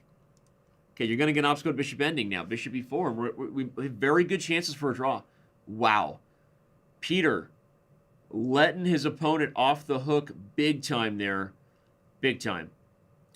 Stranger things have happened than converting an obstacle bishop ending. This should be a draw with best play, but obviously White has winning chances based on the time and all that stuff. But yeah, wow, what a crazy moment that was. I can't believe he missed it. Okay. A lot of other results in the book. We see Nordibek, Abdusaturov in great shape. Now 8.5 out of 9. rebounding back to his form of playing really high quality chess here on this Tuesday. Grishuk still within striking distance on 7.5 out of 9. Fabiano Caruana and Maxime Vachier-Lagrave were two of the biggest names earlier in the event. If you're just joining us, who didn't have their best days, ultimately are not going to be in the knockout. Clearly, you don't even see them on the leaderboard. But and now this is just a dead draw. Yeah, wow, that is crazy. That is crazy. Wow. I wonder if Svidler, let's go back to his stream and see if he backs up and finds this move knight to c6. I wonder if he's not looking at it right now. Looks like he's just going to go, oh, no, here he goes. Is he going to look at it?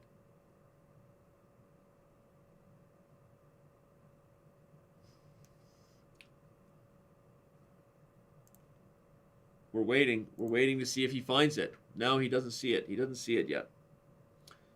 Crazy stuff.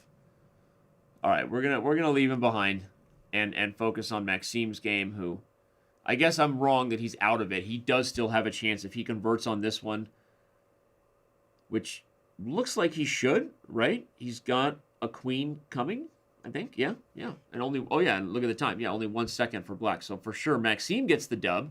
And we're going to see those standing. Oh, wait. Go back to Peter's stream. He just saw it. Oh, my God. Shout out to our tools helping us. We've got these guys. Look at that. He saw an IC6. You missed his head right before this chat, but he gave a big, oh, my gosh. Yeah, he just instantly played queen b4. Now sees it on the board. This was his dub. Yeah, that's the face of a man who wishes he could have it back. All right. Still not in bad shape, right? With the draw, Svidler still has very good chances of qualifying. You see him on 8 of 9 over there.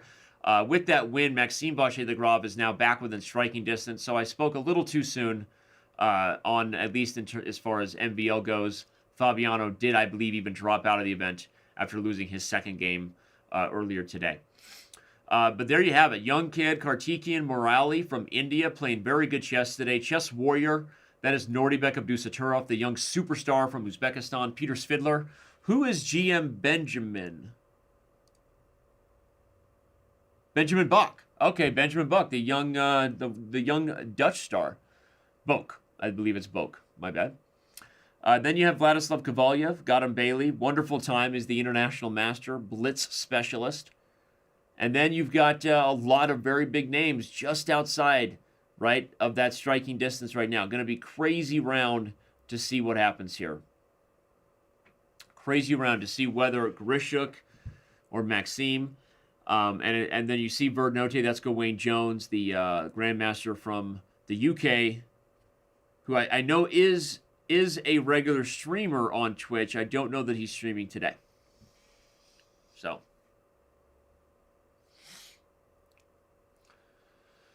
Okay. Yeah, we haven't... I don't know if we've seen Min Lee yet in a knockout. I feel like we have, at least one time in the 2020 season. But speaking of streamers... Oh, never mind. Speaking of Jinx and a streamer, Krikor just got mated on the board. LOL, that's my boy. Love you, Krikor. Right? No hard feelings about that checkmate. But this was a drawn endgame until a few seconds ago. So Krikor shows that it is sometimes harder than you think to draw King and Rook versus Rook and Knight. It should be a draw, but we see that White actually made a mating net. And look at the Knight working c1, right? Making it kind of tricky. Now the Knight comes to c5 or guard a6, and then he blundered. Rook h1, giving a checkmate in 2. Rook h1 allows Knight b7 and mate. He was still in drawing distance if he keeps the a-file. Sometimes the move is a surprising one. No, it's not that. Okay. Oh, actually, Knight b7 is still a huge problem. Duh. So Knight b7 is a massive threat here. So he had to play Rook c1. Okay, yeah, that was the only move. Okay, yeah. But shout out to White, who made that hard, right? This is a good example. We don't talk a lot about what you do with a Rook and Knight versus King. We talk more about Rook and Bishop, because Rook and Bishop is a realistic one a lot of people can win. But this is a really good example of the Knight, the way that he handled the position back from this move. The retreat to d3, with the idea of putting the King here where the Knight was guarding it. You know, and then he brings the Knight up to guard a6. Krikor had to put the Rook back on c1 because of the dual threat of Knight b7 and Rook e8 mate. Krikor missed it and ultimately lost the game. Okay, but stranger things have happened. It happens. We keep saying it. Maybe I just got Winona Ryder on the brain. Happens every once in a while. You keep thinking about stranger things. And, you know, Gorgomons. Speaking of rook and... Wait. No, this isn't rook and bishop. This is literal rook and bishop winning against a lone king. This isn't rook and bishop versus rook. So with that, I believe that round 9 is in the books. I believe that was the last game. And here we go. Indeed, we have liftoff. Right there at the top. Peter Svidler taking on Van der Rijn. We have a lot of big games this round. Where do we want to go? We've got Grishuk taking on Gawain Jones. What a battle. Maxime Vachier-Lagrave taking on the young Gautam Bailey. Likely going to give Gautam Bailey an invite, I think, to our Junior Speed Chess Championship. We'll see coming up. Those invites are going out very soon. Who else we got here? So many big games, so many big names. Pull up some others. Our Junior Agaisi, still with some outside chances. No, actually, he's only on 7. Benjamin Boak, right? This is a big one. Also, Boak might be streaming. Boak is a regular streamer on Twitch, taking on Sergey Grigorians. That's Sergio Chess 83. Sergey Grigorians, a former qualifier for the SCC a couple of years back. Here we have a Najdorf English attack, one of my favorites. And yeah, some people talking about the draws that are occurring. It could be, but remember, we see leapfrogs happen, right? Now, I think that when it comes to Nordibek and Kartikian, likely they're safe, but yeah, I guess they are safe. Okay, they're safe. So even if a W happens for either Svidler or Van der Rijn, they would get clear first, meaning if Svidler defeated Van der Rijn, he would get the top spot. But there's no way that Nordibek or Kartikian can be knocked out now. So they have taken a draw. They will be waiting for everyone else in the knockout. We will see who will join them. I think two of the biggest areas to focus are obviously Maxime Vachier-Lagrave versus Gautam Bailey. Maxime with white here in the last round. That's a big plus. As well as this battle here between Sergey Grigorians and Benjamin Boak. This is theory that I like. This is a position I've played many times with both colors. White has actually sacrificed a pawn here to have the light square dominance in the English attack. What black wants is to relocate the bishop on e7 to g7. If the bishop gets here, then you put the knight on f4, and you don't even care what happens to the knight. They trade it, they win the pawn, doesn't matter because it opens up the bishop here. So g6 is both a defensive move and has aggressive intentions to relocate and put the knight on f4. But here's what white's going to do in the meantime. You play c4, you're trying to open up the light squares before black can kind of handle this bad bishop. Right? So you've sacked the pawn, you can win it back, but really you don't even want it. I think you want h4 here. Sorry, it was a mouse slip on my drag, but that's what I wanted to say. h4 threatens h5, and g6 is actually a huge target because the f7 pawn is pinned. So if you're looking for interesting and instructive ideas in English attack, take note of this move 15. This idea of knight a5 and then knight d5 sack is a very thematic one in this structure. You give up the d pawn, right? So you lose a pawn at the end of that whole trade, but you end up with the bishop pair and dominance over the light squares. And that's what white is going for in this line. And I gotta say, I kind of like white. I know it's weird. Black is up a pawn and can now even take, but maybe he doesn't want to take yet because of e7, d3. He's obviously going to calculate that. But the main point is that h5 is coming, and white has made the initiative what matters here. If you put this bishop on g7, it's just a different evaluation. Like black is just fantastic, right? The bishop on g7 hitting b2 and everything that would come with that.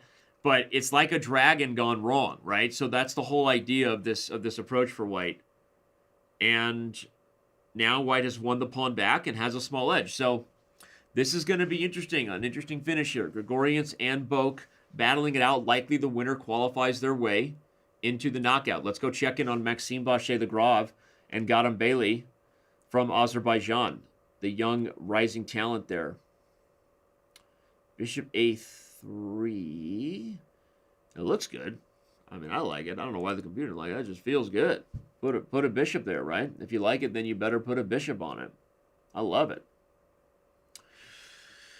So now what's interesting is it's a position where, you love the knight on d6 and just optically you feel like white's in control, right? But f6 is going to undermine the pawn structure.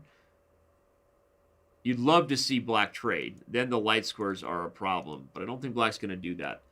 He'll find some other way to deal with the b6 pawn, either dynamically Trying to focus over here.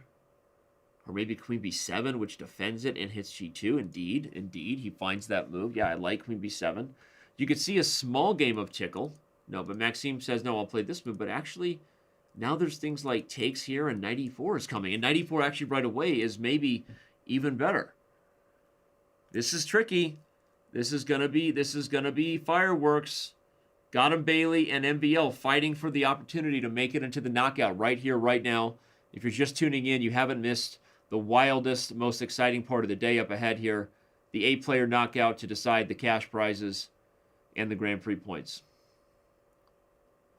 A couple of players you see have already gotten their way in for sure. 9 out of 10. By the way, Svidler and Fanderine drew their game. Probably clinches that they get in, but there's a whole lot of people at 7.5. And a W to get to 8.5 out of 10. Here comes one. You know, you got to watch out for your tie breaks. 8.5 is not a safe score to make the knockout. Okay, bishop takes e5. We have a wild and weird one here. This is wild and wacky. 2 pieces for the rook, but a whole bunch of pawns for white.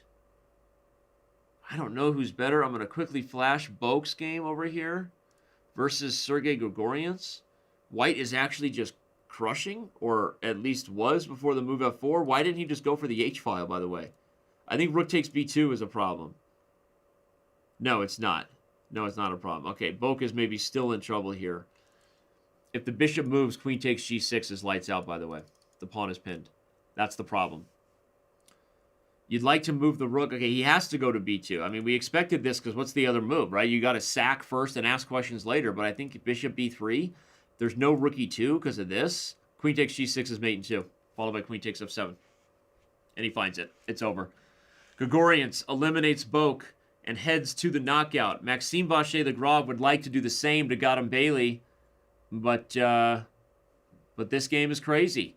Only 4 seconds, but I would love to be black here. I mean, the threats on the squares. Honestly, if they settle on a draw, that's the most unsatisfying thing we've had since the ending of Lost. Am I right?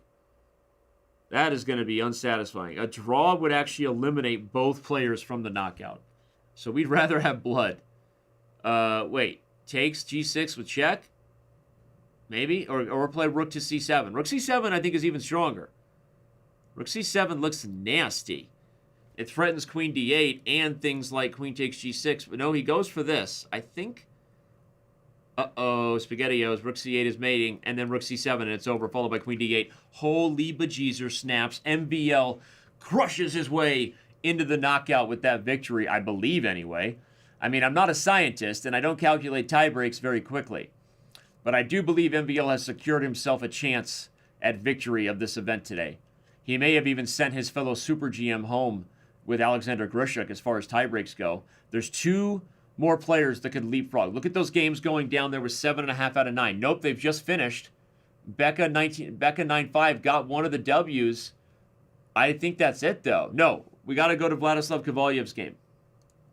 Kovalyev, take me to this place.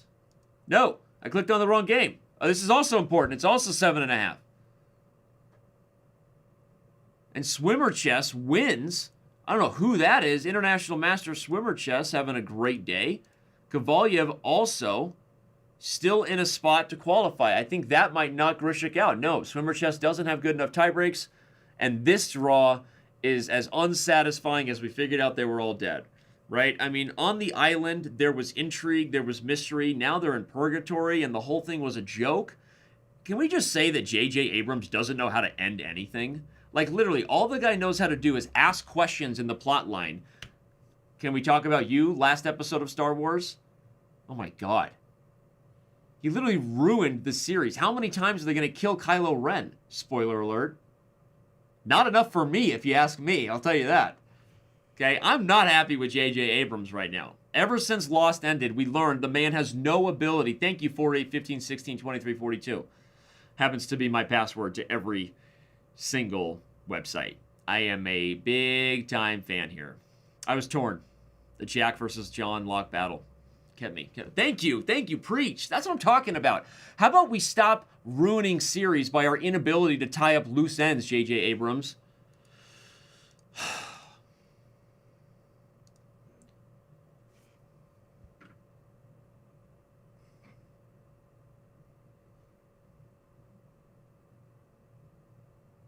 All right. This is actually a really instructive theoretical draw, by the way. I think it is, anyway. Despite the extra pawn, this is actually not a position the Indians know, because as long as you're in the opposite color corner of the bishop, which you are, you have a draw with stalemate stuff. And I wouldn't be surprised if Hans loses. This is a tough one to hold, just to be totally honest. Now that he's won the pawn, as long as he can get back to the other corner. You're going to the wrong corner. There you go. Stay in this corner. Stay in this corner, big guy. Stay in the opposite color corner of your bishop. That's how you draw these things. Just keep swimming. Just keep swimming. Just keep swimming. Bring the king back. Okay. Now it should be easy. He's bringing it, but still, even here. Okay, don't lose your bishop. But the point is, don't run this way either. Just stay here. He's going the wrong way. No, Rook A2 was winning. He went the wrong way. This is the wrong color corner. Hans could lose this. He could legit lose this now. Okay, there you go. Get out of dodge. Get out of dodge. This is not right. This is not where you want to be. King E6. Rook F7. Keep him trapped, maybe. What you want to do is find some way to get a check, and then you get like a double attack. The king is not in the right corner here. This is where bad things happen. This is where bad things happen. I think Black might have already even missed a win earlier, but I think Hans is probably still drawing now, as long as he doesn't blunder something. Yeah. Still no way to actually force the win. King D1 would have allowed Rook F2 winning, forking F1 in the bishop. But okay, now he's getting out. Now you just run. Now you're good. Just even there. Why is he staying in the wrong color corner? I mean, it doesn't really matter. Maybe he's trying for threefold repetition. More likely to repeat at this point if he just sits tight. But this is, yeah, you know, got me a little scared. Feeling a little agua fresca here. Uh-oh. Oh, that was a very nice move. Bishop there because it guarded G1. Or, sorry, B8. But I'm feeling a little agua fresca here. Okay, he gets the 50 move draw. Took 167 ply, right? To speak chess engine terminology, but we have a conclusion here. The first portion of our SCC Grand Prix is over. There you have it. Splitting first, Nordibek Abdusaturov and Kartikian Murali, along by a who's list of super strong players you see, including Grishuk and Maxime Vachier-Lagrave. Holy bejesus snaps. We will have an awesome knockout. Don't go anywhere. The SCC Grand Prix returns after our break. We get all the players on camera. The fun begins in just a few minutes.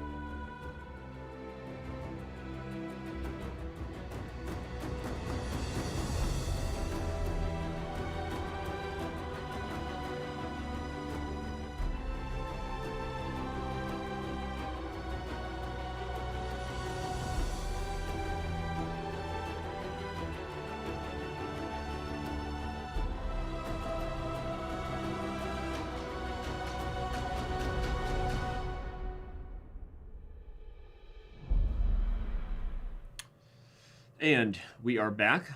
More than 7,000 of you with us right now as we get set for the most exciting part of our day, the knockout portion. And there you see all 8 players that have moved on. Wow, this is going to be fun. Nordibek Abdusaturov taking the 1 seed, but guess who he gets rewarded with? Alexander Grishuk, LOL. Vladimir Onashuk taking on Shigeev, Maxime Shigeev. That's Fandarine, and that's going to be an exciting one. On the other side, you've got Kartikian Murali taking on Maxime Vachier-Lagrave. Again, the 2 seed, which is the reward of having the best portion ahead of time, like Nordibek Abdusaturov. They both finished with a tied score of 9 out of 10, but he gets rewarded with MVL. And then you've got the last remaining streamer of the event, Peter Svidler, taking on Sergei Grigorians. It's a Russian-on-Russian action. And I'm fiddling in my chair because I'm excited. I'm getting the fidgets, the scoochies, you know. It's like whenever you're trying to talk to your kid and they suddenly can't sit still, you know. But we have an exciting knockout ahead. Seriously, we'll pull up a blank board as we get ready. Let's just focus on the standings to the left of your screen. Abdusaturov Grishuk, MVL, taking on Kartikian. Svidler versus Grigor. I mean, where do you want to focus, everyone? Let me know, chat. Seriously.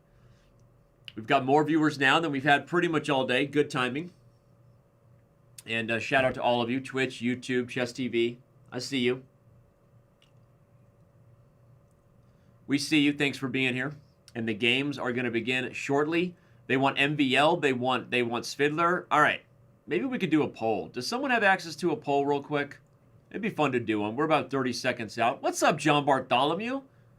Is that the John Bartholomew? No, I think his actual name is Finzo905. I saw someone giving John Bartholomew compliments earlier, but is that actually John? Wait. Let me check. Maybe I'm wrong. If it's John, he'll have a VIP badge and stuff. It is John. What's up, John? Hey, giving me the thumbs up. Only the real JB would answer with this. What's up, buddy? You're tired of snooping around my library to show everybody instructive tactics? Is that what you're no longer embarrassing me on Twitter? Thanks, buddy. Why don't you and I do what we've been talking about forever and start a podcast, right? You and I are the 2 guys who could go across enemy lines and start a chess podcast and talk shop. We keep talking about it. I miss you, buddy. We don't have the camp this year where we normally hang out and engage in activities that we can't talk about. No camp this year. What happens at Chess Kids Camp stays at Chess Kids Camp. Okay. As far as the instructors are concerned. I've got more stories about things that instructors have done at kids camps that, why am I talking about this? It's probably not a good idea. Anyway, are the games started? Wait, are the games started? No, not yet. I'm all right. Do we have a poll? We get a poll. Do we want to follow MVL, Svidler, or Grishuk? Right? Those are 3 of the biggest names that the fans want. So if we could throw up a Twitch poll. I know there's a lot of you on YouTube and Chess TV as well. We love you and respect you, but Twitch has cool tools, and so sometimes we use them. That doesn't mean that you're bad if you're watching it on YouTube or Chess TV. It just means you're not as good as other people. That's all. All right. Thanks for letting us know. Grishuk's in the lead. The poll has actually started. Okay, I'm going to vote. My name is Daniel Wrench. I'm going to vote for Svidler. 45 votes for Svidler. Come on, Svidler. I want to follow P. Svid.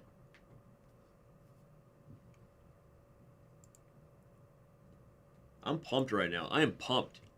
And the games have begun. So who won? We've got Grishuk versus Nordibek Abdusaturov. They're up first. I'm going to follow him as well so that we can get white on bottom with both players. Now we've got Maxime Vachier-Lagrave taking on Murali.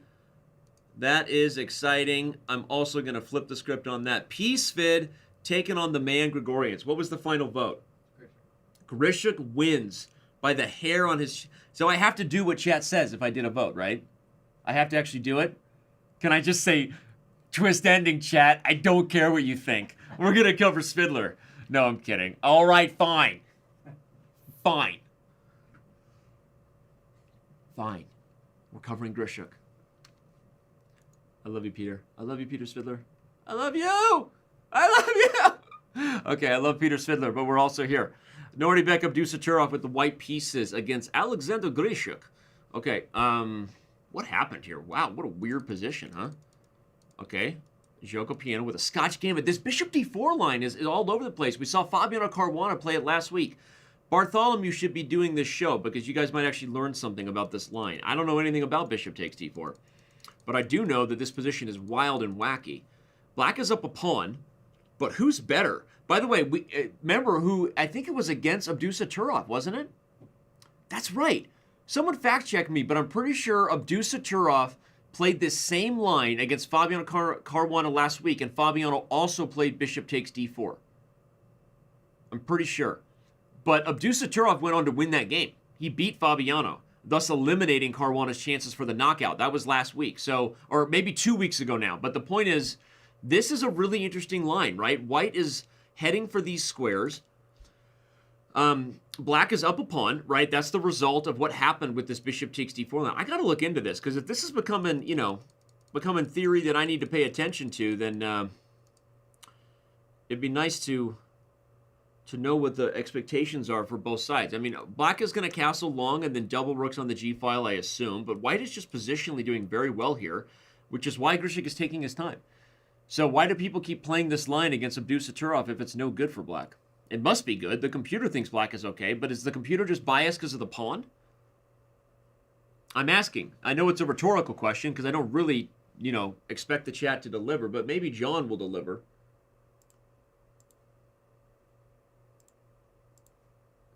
I don't know. What's going on here?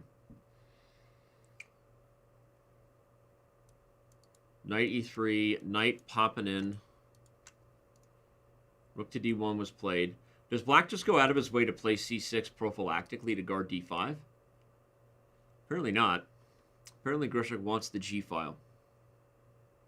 We're focused on this game because we did a chat poll and you all voted. You wanted to focus on Grishik, but remember, if you want to follow any of the other games yourself, if one of our moderators wouldn't mind sharing direct links in chat, you can watch MVL taking on Morali. You can watch Svidler taking on Gregorians. You can also watch Onashuk taking on Shigeev. All of those games are currently in progress. Okay, Bishop d5 is played. Black wants to keep the pieces on the board. Knight f5 with tempo. Makes sense. Makes sense. Assume queen c5. You have to be a little careful about b4 and then maybe even c4 to follow. So actually be careful, right? Because the queen guards c3. So queen c5 probably met by b4. Yeah, so instead he goes to f8. Now I assume rook f2 will be played. Just sort of sit tight. No, c4. Defends with a tempo. But what's the intention? I don't know if that was the best, by the way. Knight f4 and c6 would trap the bishop on d5. Interesting. Knight h4. If rook to g4, I assume queen takes f6 is crushing, right? It guards the knight and blows things open. So the rook has to go to h6. That makes sense. And now, do we get tickle? Knight f5 and rook right back? Or does Abdusaturov have other plans? g3 is possible, but watch out for an exchange sack. Rook h4 takes and then put a pony on f4. Yeah, so instead he goes right back. I didn't really like c4 for Nordibek. And again, part of it was because, you know, now you have future potential weaknesses on the dark squares. And like I highlighted, I feel like c6 is a weird threat. Look at this move. He's trying to trap the bishop. Make no mistake about it. Knight d4, he's saying, if you take me, I'm going to trap your bishop. Right?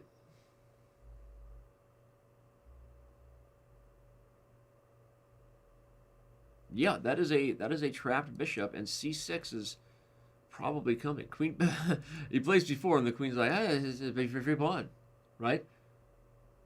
If it's free, it's for me. I've heard recently. Shout out to Japanese Tutor. I like that line. If it's free, it's for me. Except for diseases. I kept that PG. You know what I wanted to go. You know where I wanted to go with that. Not everything that's free is good, kids. Some of it you wish you could give back. Be careful. That's what I'm going to say. Okay? Some of it comes back with you. That was what? You know, like yellow snow. Yellow snow is free. Examples of free things I don't want. You run with that, chat. There are other free things I don't want, which I'm not going to talk about. Queen to b2 is on the agenda.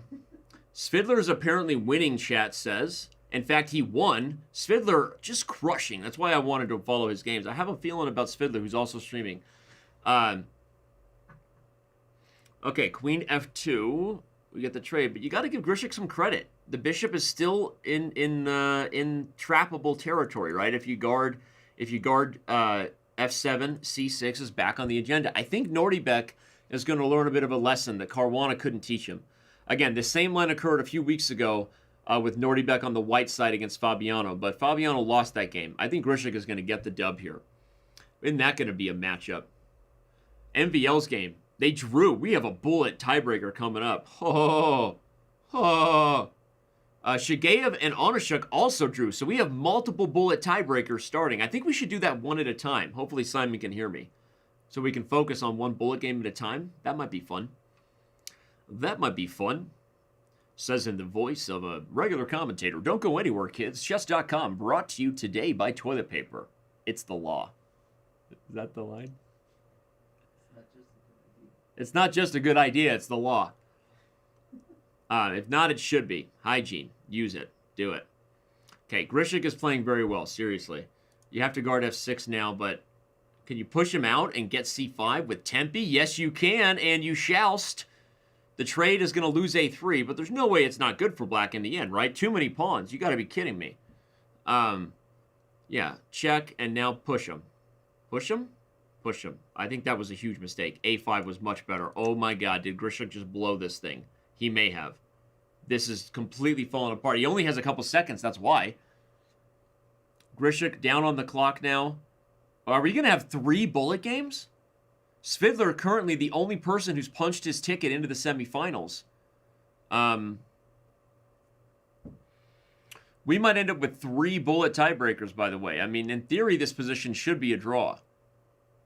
So the question is, will it be, right? I think they might just tickle it out right here. Nordibek holds despite being in big trouble against Grishik. Who's the favorite in bullet between these two? We're going to find out right now, right? So 3 of our matchups. Is that the first time we've had 3 draws in the quarterfinals? Wowzers. Well, I don't know if the team, I don't know what the team's decision is. Do we do all games at once? One at a time. Okay, that's what I wanted to hear. That's what I wanted to hear. I love that. All right. Well, we have liftoff as soon as the team goes. So guess what, everybody? You're getting free chess today. We've got multiple matches going to overtime. You see it before you. Abdusaturov and Grishik, Onishuk and Shigeev, and Morali versus Vachier-Lagrave. Only Peter Svidler has punched his ticket into the semis, and I can't wait. The games will begin shortly. We're going to have a bullet tiebreaker. And again, if they draw that game, the advantage is that finally then the lower seed gets white. So the way it works is your reward for having a better Swiss performance is to get white, not just in the first game, but if it goes to a tiebreaker, you also get white. But if it's another draw, then the other seed gets white. Speaking of draws, we have actually done the drawing of lots, and we'll be giving more information soon about our upcoming PogChamps. Nothing is 100% final yet, but we're working toward the groupings of our streaming superstars as well as the pairings. So pay attention. We intend to push things out on Friday, let everybody know who they're playing, and we're super excited about the upcoming PogChamp starting August 21st. So many big streamers, different kinds of faces, different types of personalities than we had in PogChamps 1. So it should be a lot of fun. Okay, yeah, let's go. I'm with you, chat. Let's go. Let's go, let's go. Let's go, let's go. Here we go. Here. Oh, we've already started. LOL. My bad. The games are on. First one, Onishuk versus Shigeev. We are rolling into the bullet tiebreaker. And we have an Italian, Gioco Piano. Just worked on this with Haftor Julius, actually, in my lesson with the World's Strongest Man. So if you missed that, go to twitch.tv/Daniel Wrench. I gave a lesson. The VOD is saved to the Mountain from HBO's Game of Thrones. Yeah. We went over this, giving him some basic opening principles. It was fun to work with Haftor. He's kind of deep about his chess. He's very philosophical. Anyway, here we go. Maxime Shigeev plays d5, wants to open the center as long as the white king is there. Okay, I expected actually castles as a way to solve that problem. This move threatens knight takes e5, that's the point. But look at the clock. That's the biggest. I mean, right now Onashuk is playing chess like he's in a. It's like I don't think he got the memo that we're in bullet now. Look at this mouse over. I mean, he's got 20 seconds here. He's way down on time, and he's also about to get in huge trouble. Bishop c4. What a move! Move the queen anywhere, and this lady is trapped. Indeed, it's not trapped. I'm wrong. Indeed, maybe. She will be trapped. I don't know. She loses herself on g5. Okay, it's over. Oh my gosh. What happened there? Seriously. I think I was right, by the way, that castles was the much better move. I'm just going to point it out, that I think castles and the position is equal. Okay, my instincts were correct. Bishop a4 just felt wrong. He's going for a cheap tactic. Knight takes e5 because the knight is pinned. Silly Onashuk. Cheap tactics are for kids. b5 is played, and after this captures, the game is basically over here. Owie, owie, owie. All right. More games set to begin in just a moment. We have our second player moving on to the semifinals. That is Maxime Shigeev. And there's the man himself. If he gets lucky enough to get through this field, he earns an interview with me, where we're going to ask him the tough questions. Are you as good as Danny Wrench?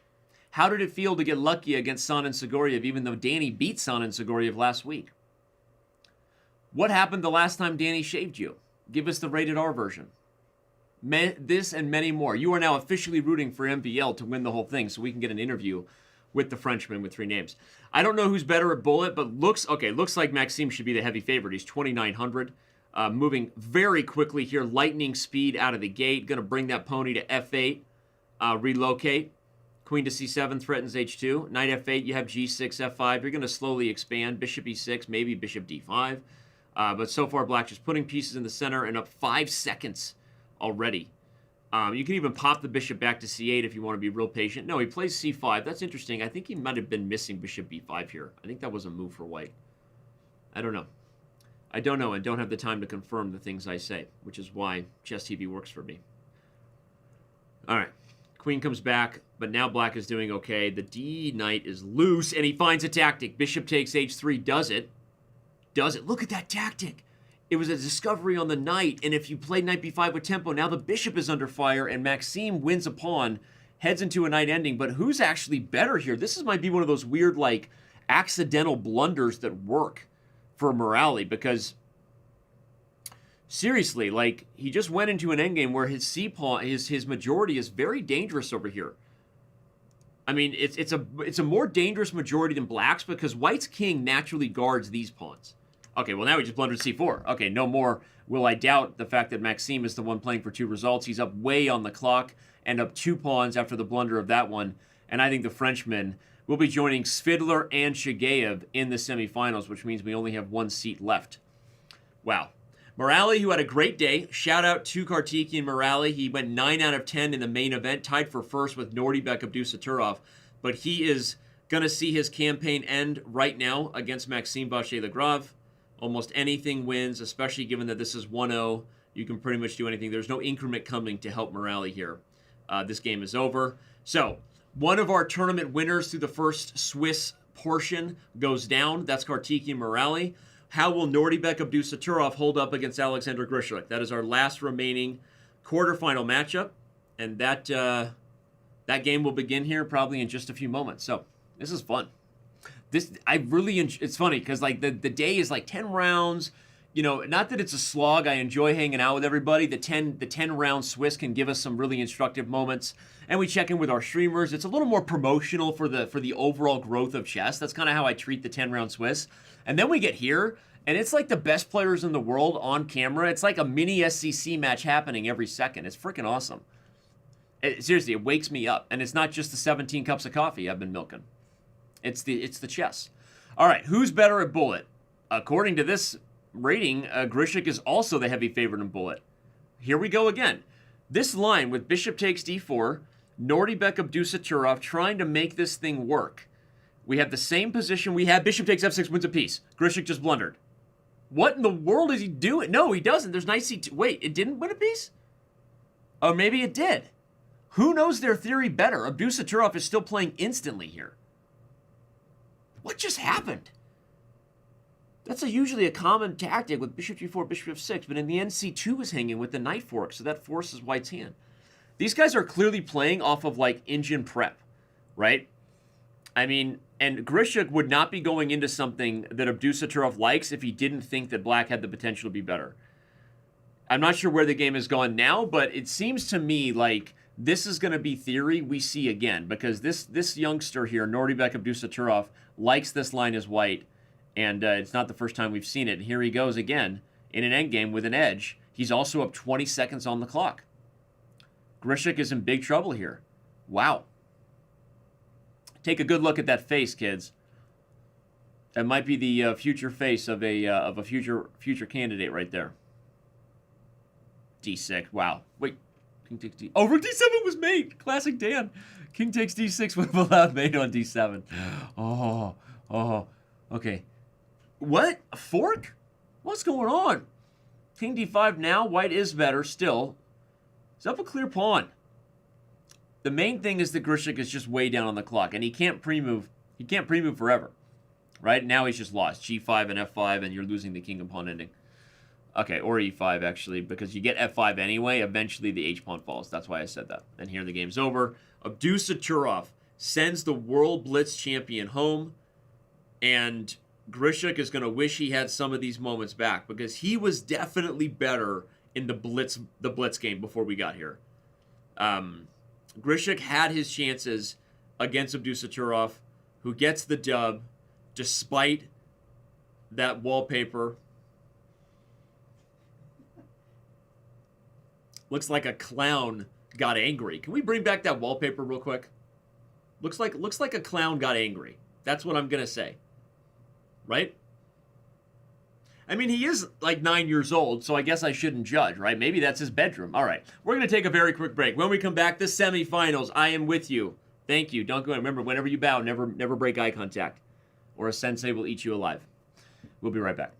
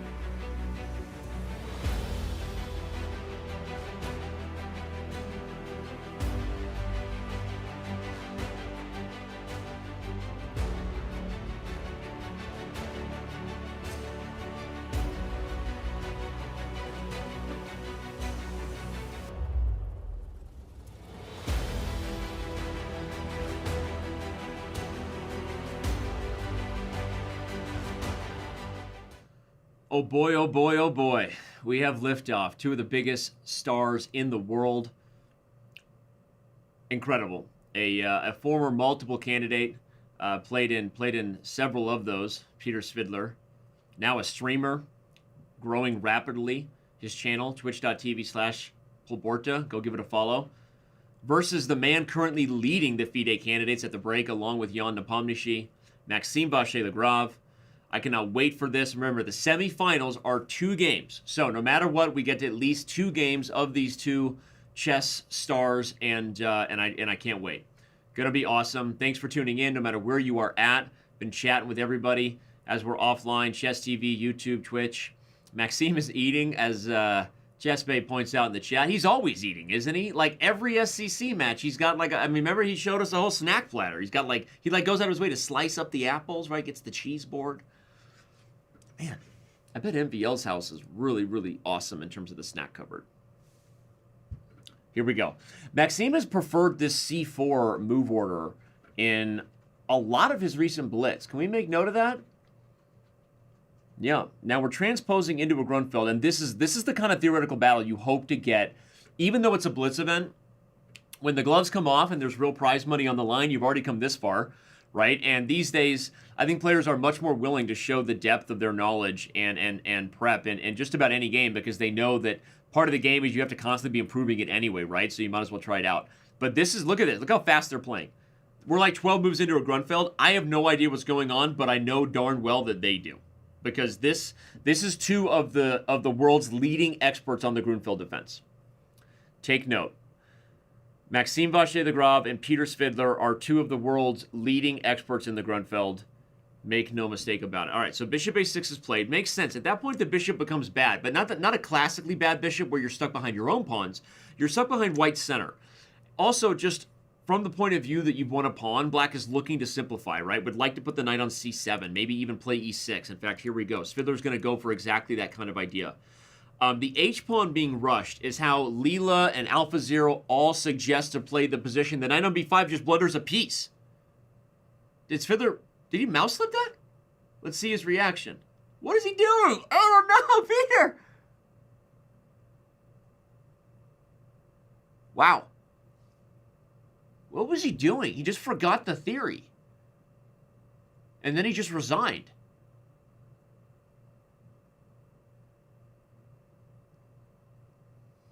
That's going to leave a mark. Maxime Vachier... Wait, the game got aborted? Now it's been restarted. Okay. Peter Svidler now with the white pieces taking on Maxime Vachier-Lagrave. Game on. Wow. Well, that's an unfortunate loss there for Peter, right? I mean, knight b5 was just not a mouse slip because it was clearly intentional, right? You saw him grab his face, but it was also a very big blunder. Crazy stuff. Okay. Rook e8, h4. Now, Peter is in must-win territory, but at least he has the white pieces, right? You could ask for worse things. This is an English, a more traditional one, right? c4 being met with e5, so we don't get a transposition into a Grunfeld. Rather, some mainline English theory. Again, these guys know what they're doing here. Roughly equal position. It's kind of like a reverse Sicilian structure for those who play c5 as black against e4. Knight g4. Very nice move. In fact, f5 might even be coming if you're not careful.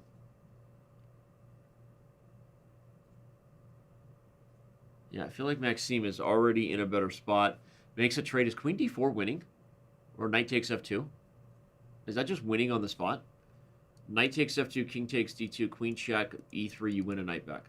Why wasn't knight takes f2 good? I have to have the computer show me. What's the move? Ah, at the end of the line, white has knight d5, and you win the c7. Okay, wow. All right, there we go. Sorry, selfish Dan strikes again. Wanted to make sure I knew what was wrong with that. All right, queen e7 hits the knight. Knight e4 and f5 is on the agenda. In fact, it's played. I feel like, yeah, Maxime's in a great spot. Queen b3 check, you just move the king. And the bottom line is that when the knight's back up, you have a structure where it feels like white is actually, you know, black, like black is white here. Like black has the initiative in a way you almost think white normally does in a structure that white gets in the Sicilian. So, yeah, fun fact. I talked about these guys, MVL currently being the leader of the candidates. Obviously, Peter Svidler has played in candidates events. Anyone who's ever played in a candidates was a candidate for the World Championship in my book, right? That elite level of chess. So he's a former candidate. But MVL actually knocked out Svidler in the 2017 World Cup as well. So these guys have history when it matters. Slightly different generations, right? Svidler is more the Kramnik kind of generation. Vichy Anand, right? But Svidler has maintained a very high level, elite level of chess, right? MVL is obviously the current generation of those who you think might have a chance, right, to win a world championship title. All right, Bishop F5 played by Maxime here.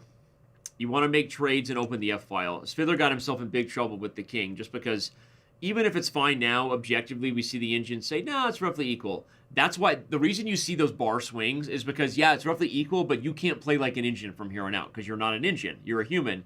And from a practical point of view, you look at this and just feels just tender everywhere. Tender king, tender pawns, tender pawns. Super hard to be white in a position like this. Black's moves are just much easier. Rook F6 is going to be met by doubling, and now the tactics get real. For real. Very difficult position to be Peter Svidler. It might be your last chance to go give twitch.tv/Paborta a follow. I recommend it because I think he might get eliminated by Maxime after this game. Remember, MVL only needs a draw, and he's in great shape. I think after the trade, he'll bring the other rook over. Yeah. Here comes F2. The knight has to retreat to D3. What does Black do now? Queen F6 makes sense. You're threatening Queen F3 check, so the knight goes there.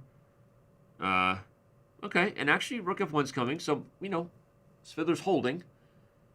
Holding. Still very tough for white, even if you hold, though, because of all the weaknesses. And black only really has one weakness to speak of, and that's the E5 pawn. So every endgame should favor the second player. In fact, now the E4 pawn hangs, if I'm not mistaken. Indeed, it does. Queen E6 is played. The problem for Svidler is that maybe his best-case scenario on an X's and O's level is to hope for H5 and then, like, a perpetual check. But if he does that, he still loses the match. So Svidler's in big trouble here, likely going down. And now with E3 hanging and threats of Queen to G2 on the agenda, I think our Russian streamer is in big trouble. Like I said, he goes for this. It makes sense, but your best-case scenario is a draw, right? He does have a trick. If knight takes E3, he'll trade on G6 and then win the piece. I'll show everybody that. It's an intermezzo trick, right? It's actually probably still okay for black, but white wins a piece. Anyway, Maxime's not going to fall for that. I think he'll find something else, but that's his trick. He's trying to win a piece on G6.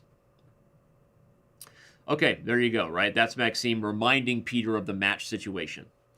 Queen E4 and King E2, we have a draw. Peter Svidler is going to give a bit of a golf clap to his opponent. Maxime punches his ticket, samurai style, into the finals. And he gets one step closer to earning the ultimate prize, which is an interview with his good friend, International Master Danny Wrench. I am gonna grill Maxime pretty hard today if he wins it. Pretty hard. So let's see how that goes. All right, but our first semifinal is in the books, jokes aside. And we have Nordibek Abdusaturov.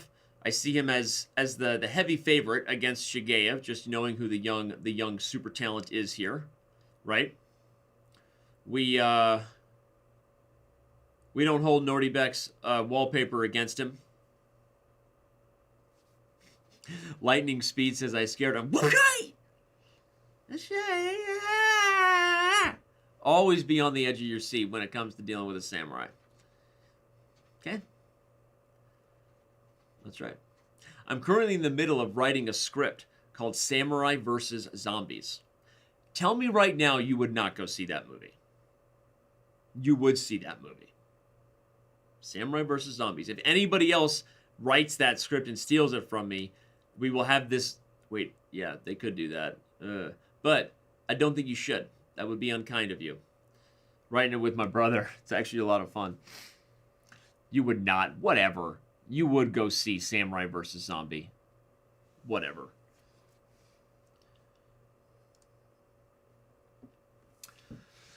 Okay.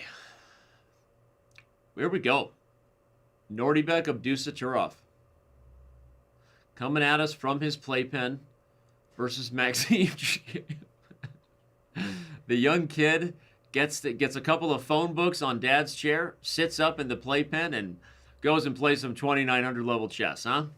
Welcome to the show, Nordy. All right. We've got a French E5. What a wild line.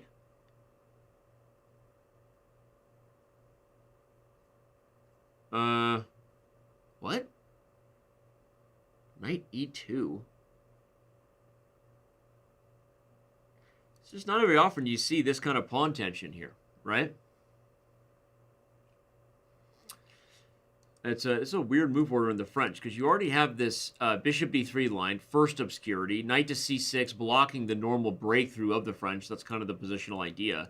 Then you get to play e5 because you're taking advantage of white's kind of slow center with the bishop blocking the queen. This is, you get the feeling that a lot of this stuff is helping push theory evolve with the use of engines and neural nets and the way people study the game now. I feel like black has already equalized here.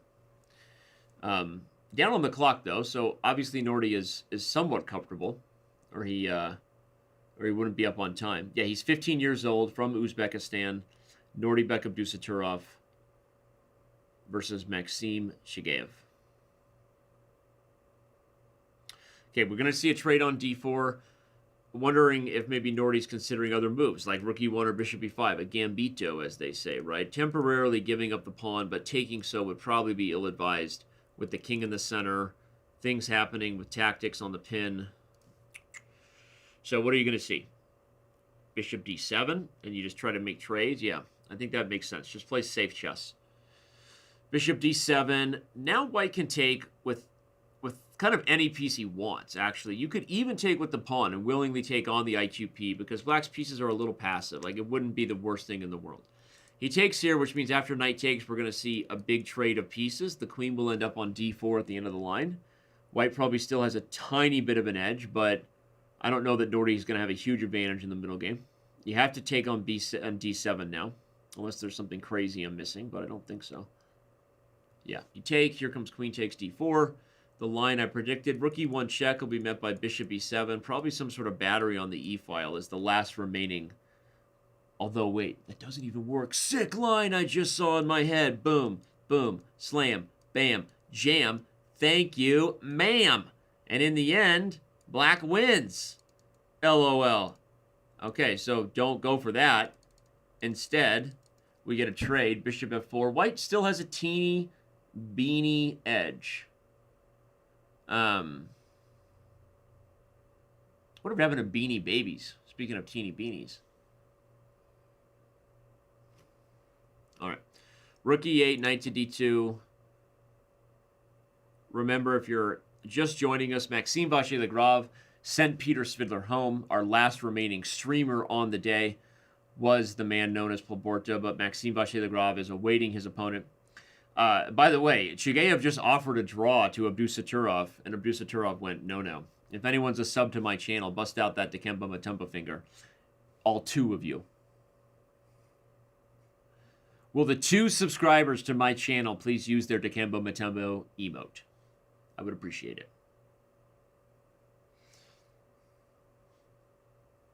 it. Maybe 2 of you, at least? Nobody? Nobody's a subscriber to twitch.tv/Daniel Wrench? No Dikembe Mutombo finger at all? Somebody bail me out! Ouch. It hurts. It hurts. LOL. Wow. Wow. Okay. Okay. Thanks, guys. I'll do it myself.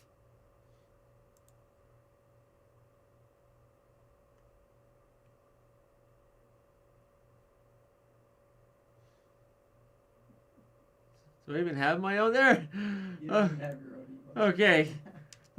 It does exist. You're welcome, world. Okay. Don't be mad at me for having fun, all right? Plus, this position is dead equal. I don't want to hear it. All right. Knight, ooh, wait, knight b3. Do we have liftoff on an advantage? No, we don't. It scored TF. There we go. There we go. Thank you. Okay, bishop g5. Oh, there's a tactic. Is there bishop takes f2 and then knight e4 check? I think so. No, there isn't. Knight e4 right away? No, that doesn't work either because you take the rook first. I thought maybe rook takes would lead to back rank mate. But was there a weird tactic there? I wondered. No. Probably not. Okay, there we go. There we go. Thanks, guys, for leaving me hanging there and really humiliating me on camera with no subscribers to my channel. But that did feel good. Anyway, Shigeev offers the rook trade. A trade on e8 followed by just activating the king. Again, it's this is dead equal. This is dead equal stuff, right? The biggest advantage Abdusattorov has is on the clock. But look at his lag, by the way. He's rocking a worse connection. You see those 2 bars? Oh, wow. Okay. So Abdusattorov and Shigeev have history. Abdusattorov actually flagged Shigeev in their last game of the Banter Blitz Cup to win the match. That's crazy. Let's see if Abdusattorov does the same thing here. Flag Shigeev. That's awesome. Oh, man.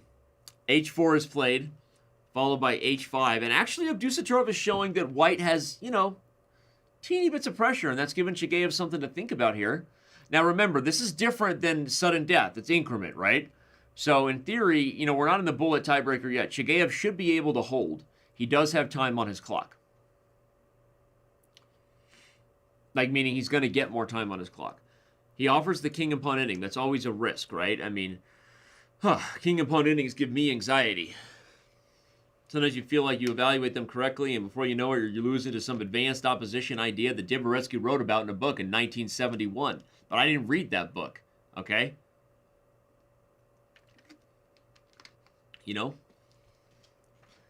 Meanwhile, I might as well just join the Navy, right?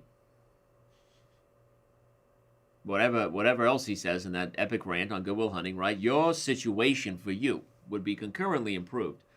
Anyway, the king and pawn ending is always scary. Don't be surprised if someone makes a move that sends that eval bar nuts. It should be a draw because both kings can maintain. But white is...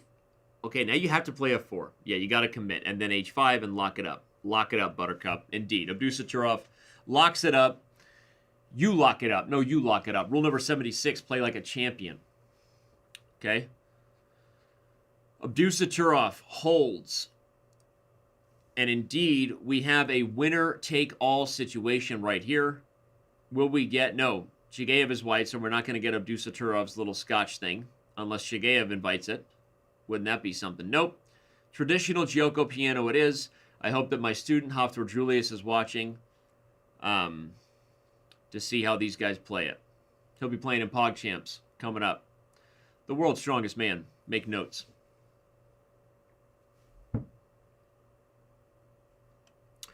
Rekarovka. Okay, now you take on d5, get this thing out of dodge. The knight comes to f4, but usually the tactics on e5 can make up for the tactics on d3. Like in these structures, like castles, knight f4, rook e1, like some of that kind of stuff. Knight e4, I guess, makes sense there. Yeah, maybe in this particular line with the bishop on a7, it was actually scary to go for those tactics. Because in the end of those lines, sometimes there's like bishop takes f2 stuff, you win the rook. So knight e4 played early. Now he'll get castled because the bishop guards f4, so he's not as worried about knight f4. That's the idea here. And the point is you have a battle on the central pawns in regards to who's going to be the bigger target. So f5 is risk it to get the biscuit kind of chess. This is a move you sometimes wish you could have back. Shigeev backs up. I wonder if getting a little more aggressive here, right? Get Frisky Friday on that freaking f-file. I don't really like the way that Nordebek has played this, to be honest. White plays queen e2 now.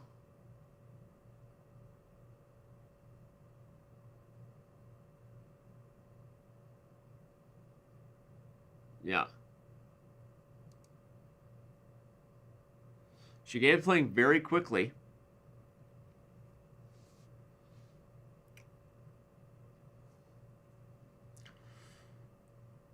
Rocking like Twitch colored glasses almost, kind of purple. Just taking a nice little peek at our players here. Nordibek takes a deep breath. All right, b4 is played by Chigayev, and white should be a little bit better here because this structure is really committal. I guess from a practical point of view, despite my criticism of the risk it to get the biscuit f5 chess, you are like a sack away from something really crazy happening, right? And whenever you've got the bishop spying down f2, it's always a little bit spicy.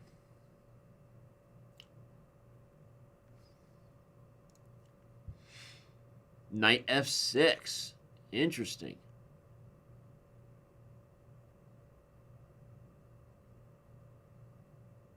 Knight f6. He wants to trade the knight and look for tactics on f2. He's also hoping to open the d file. b5 is the response, but I think bishop takes closes the e file in time. Actually, but at the end of the line, the knight has to move, and knight takes e5 is falling. This is becoming a little more Chigayev's game to win. You take with the bishop, which is nice, because if takes c6, you can retreat capture, right? You back the bishop to safety and capture. But even there, e5 falls in the end, actually. So Chigayev has multiple versions that he can play for here. He can take e4 or take c6.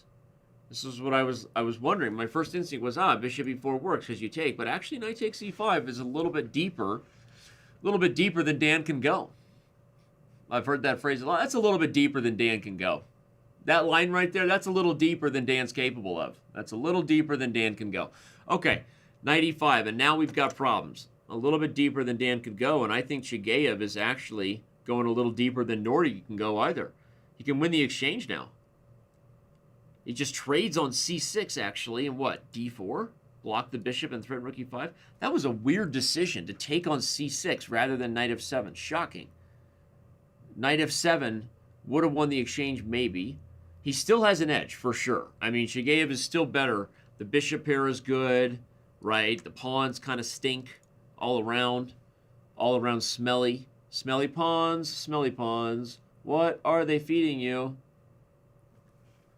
All right, bishop c5, bishop d6. Here goes queen g5. You got to put the queen on g5. The biggest issue right now is that the time, right? a5 played to sink that pawn. Just super good technique right now from Chigayev. I'm loving it. Hardcore chess right now. Knight e7, going to try to work his way around to h4. Makes sense. Chigayev up 20 seconds on the clock. This is huge, but we're still in the increment stage. Remember, they're fighting for their SCC knockout lives. The winner of this plays Maxime Vachier-Lagrave in today's championship round. Queen to g4 would get the queens off the board and head to an endgame where white is much better. That's excellent technique. If the queen's traded, the knight has to back up. Bishop e4 comes. It just like... White's position is just fantastic. Even rook b1, right? Just use the multiple open files. f3 to sink this pawn as possible. Rook to e1. c4 is not a move I would have expected, but looks pretty good now that it's on the board. Abdusatturov is just going to try to lock it up. Lock it up. Rook to e1 is played. Wow, interesting. Knight to c6 might be a response. No, but then d takes c5, wins a piece. Very nice. Yeah, this is just getting too tough. You expect there to be a blunder for black any second. The pressure here is so strong. So strong. Rook f7 creates potential back rank problems. Chigayev taking his time, going to try to find the right knockout blow here.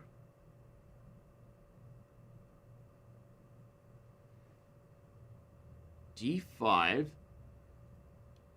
That didn't seem like the best technique, and now we're going to get a time scramble. Maybe Nordy still has a chance. Rook to b1. What do you have here? Rook f8.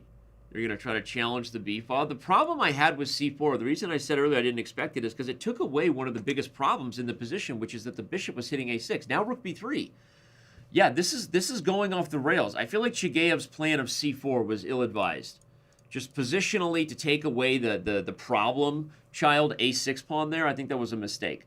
We're going to have a mutual time scramble either way, so anybody can win. I'll probably fall out of my chair. I am currently seeing a doctor about the trauma to my brain so that I no longer overreact. It's called EMDR. It's actually a scientific method to help.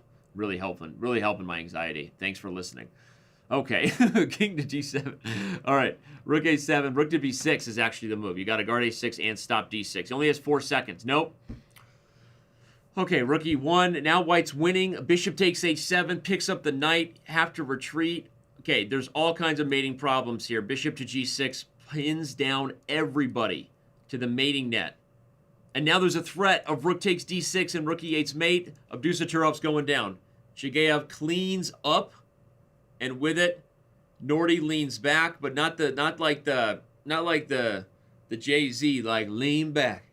Lean back. That was not like a lean back, you know. That was not go and brush your shoulder off. Nordy Beck was like, phew, wow.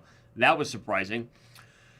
Okay, well, Maxime Chigayev punches his ticket, I believe, to his first SCC Grand Prix final. He has the Frenchman with 3 names waiting for him. Was it Fat Joe? Fat Joe or Jay-Z? Were they actually the same person? Find out next time on Chess.com TV. We will return in just a moment.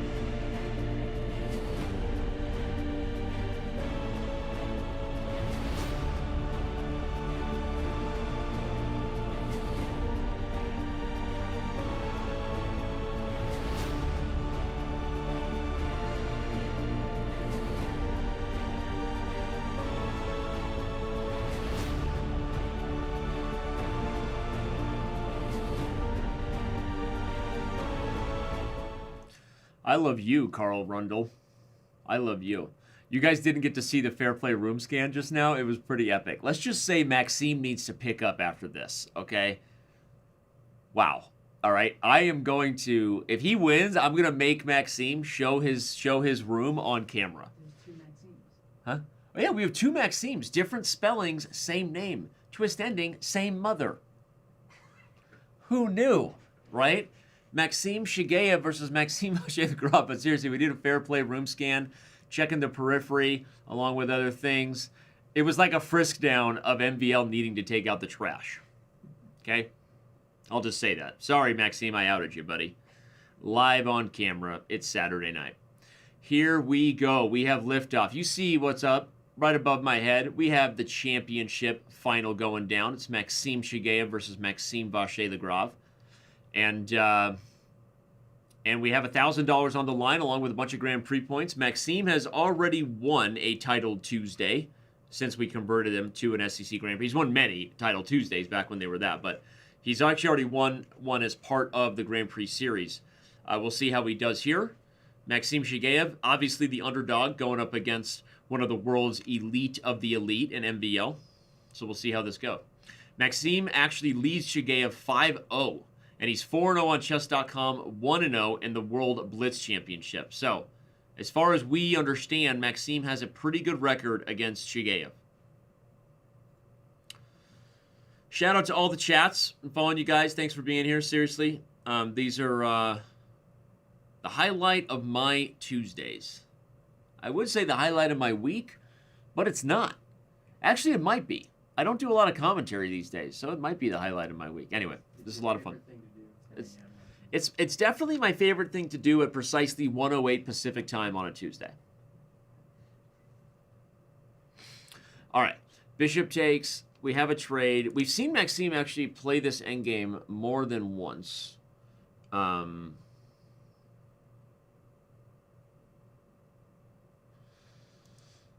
feel like the last time I was here, I had trouble evaluating it too, because computers seem to think black is okay, and I look at this and I just don't like black structure at all. I feel like the E file is a problem and backward E pawns, but the dynamics of the position, I guess, are that white's king is also in a bit of a pickle. I remember feeling this way the last time Maxime had this position, that it, I didn't like it as black, but black seems to be okay. And okay, the more I look at it, I guess I'm just overweighting the positional weakness here. The truth is black is up development, right? The queen side has some troubles. Just for the fun for the kids, B3 would have been a bad move. But yeah, I mean, I know the rook was hanging too. I just wanted to show a checkmate. All right, rook to G8 is played. Yeah, so I guess black's kind of pressure, and the fact that white has some things to figure out in regards to development is really the thing that makes up for the weaknesses in the center.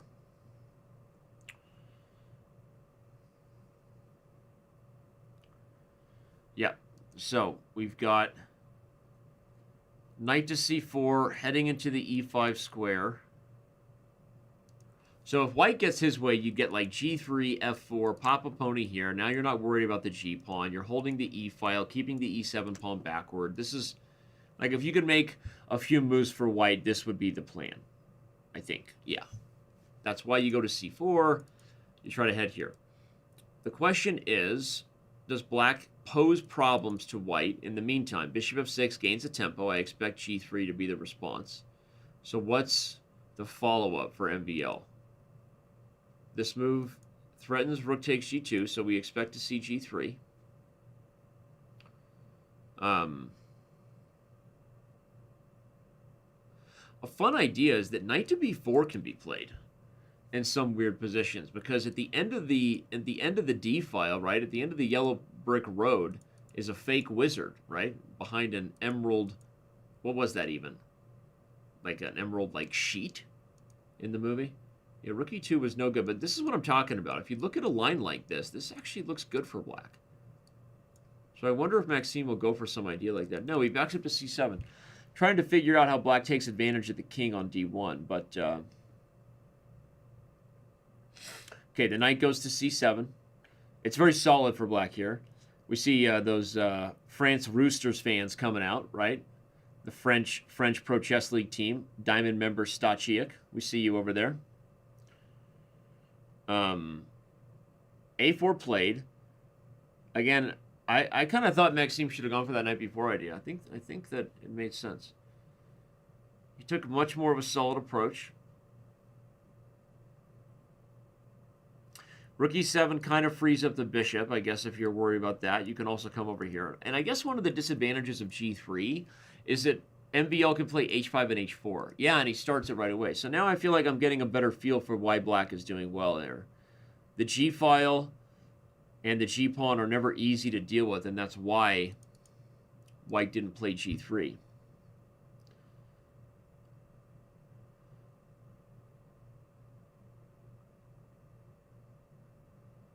Okay. A small time advantage for MVL.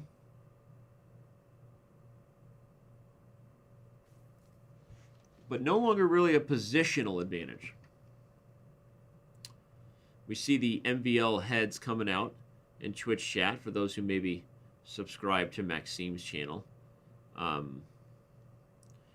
I also think we have some MVL emotes here on the twitch.tv/chess channel, because he is a regularly featured top player over here. Now you can play b5 and leave that pawn there. Plus it, oh wow, that would have anchored the knight on c4 too.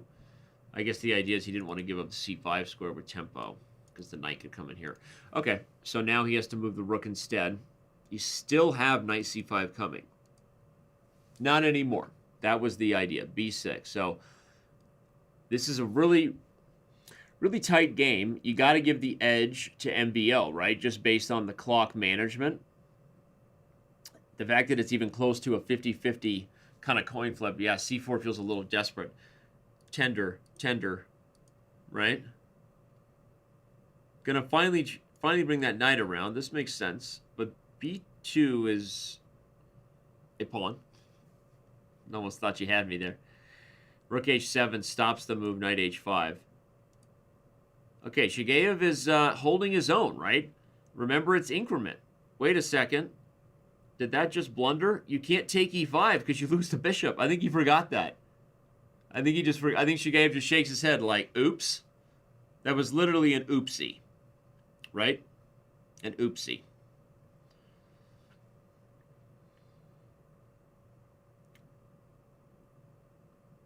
An oopsie right there. Rook e6, going to try to get rooks off the board so the knight can quickly head into d4 to go after the b3 pawn.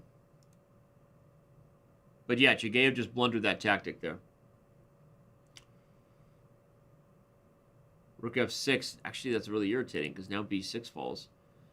Yeah, that wasn't so great for Maxime, right? And it's so funny, when I say that wasn't so great for Maxime, you don't know who I'm talking about. That's so funny. Okay, I meant MVL because I thought that this endgame gave white some chances. But probably black should still be winning. Going to bring the knight around to f4 or no? Knight e2 check seemed like a weird move. Maybe a regrettable one. He is threatening rook h4 though. Aha. I think this should be fine now, because you can go to h1, king g2, and then h5. And the king is out of tempi. Indeed, he figures it out. Shocker. MVL plays a high-quality endgame, right? That's sarcasm. Could have just taken h6, but it doesn't matter. Going to get the dub regardless. And the underdog, Maxime Shigeev, will now be in a must-win situation with the black pieces. Crazy stuff. Crazy stuff. Game gets aborted. These guys just rematch right away, and apparently that's not what our system wants. I think it's because the way we start the game, it makes it easier for people to follow right at the top of the events list with the little important game shield right there, a little Pro Chess League shield.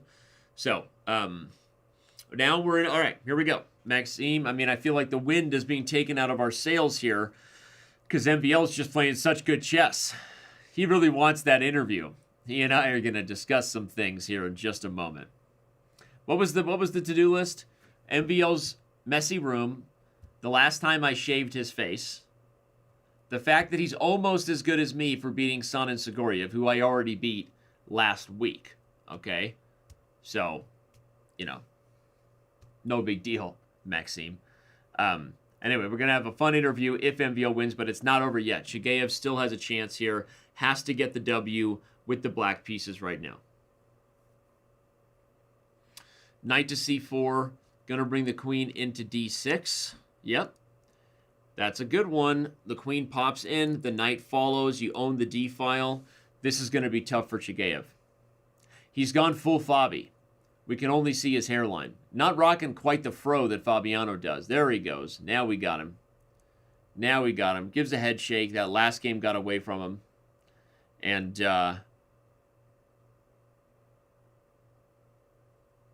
yeah. Bishop to f8. Wow. Queen inches her way into c7. I love it. There's got to be something nasty to follow here. Even like a3. What are you going to do? Trade? Bishop g5 looks good. That's a good move. Wow. You're threatening to just win a piece on the spot because bishop takes, rook takes d. I think that Chigayev is about to just get busted here. Those eyebrows are like, right? Too good for me, MVL. I'm too drunk. Taste this chicken, right? Knight d6 was played. Interesting. Cuts off the communication between the queen and the bishop. Threatens and renews the idea, I think, of bishop takes, because in the end, the d7 is tender. Wait. h6 is just like a renegade move to try to break the pin. Give up the pawn and hopefully hold on. Yeah. It's double Maxime's. Maxime squared here in the final. Chigayev versus Vachier-Lagrave. But I think Vachier-Lagrave is in crushable territory here. He's trying to do the math on how good his position is. There's moves like bishop to c4, coming to f7. You could also take, right? Because the point is the knight can no longer take. The queen hangs. That was the whole idea of knight to d6, is it cut off the communication. So bishop takes f6, knight takes wins. So that means bishop takes, queen takes. And the reason I was thinking knight takes is because it removes the defender of d7. But I guess black could take with this rook, and you'd have to settle on the pawn. So instead, MVL just takes h6. Now he'll have to trade on e8. But how is that a good idea? Trade on e8. Oh, he's going to take with the rook. That's why. Okay. Whoa, he takes on c8 to win the b7 pawn. Very nice. If the rook takes, you win here, right? So the whole point is he makes him take with this rook, and now he'll play queen takes b7. You could also take here, but it's just a big trade, and at the end of the line, white is up a pawn in the endgame, right? Worst things have happened. I guess that's what's going to happen. Maxime got out of dodge with an extra peshka, and now we'll try to convert the good old-fashioned family fun way in the endgame, right?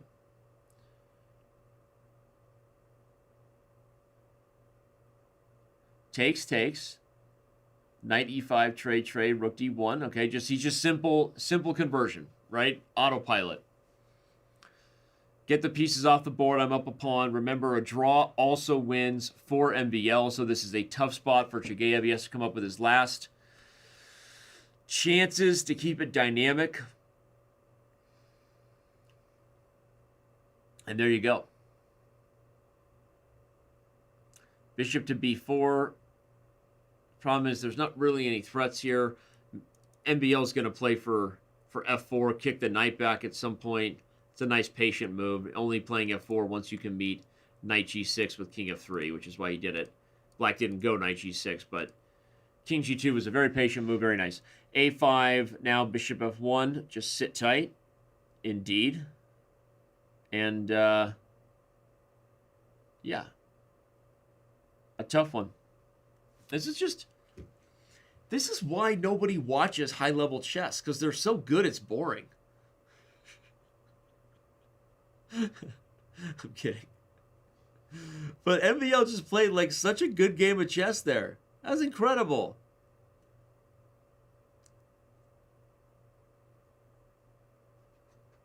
Yeah.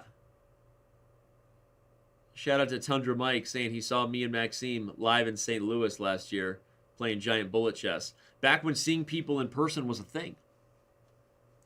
You guys remember that? Remember when seeing people in person was a thing? Wow.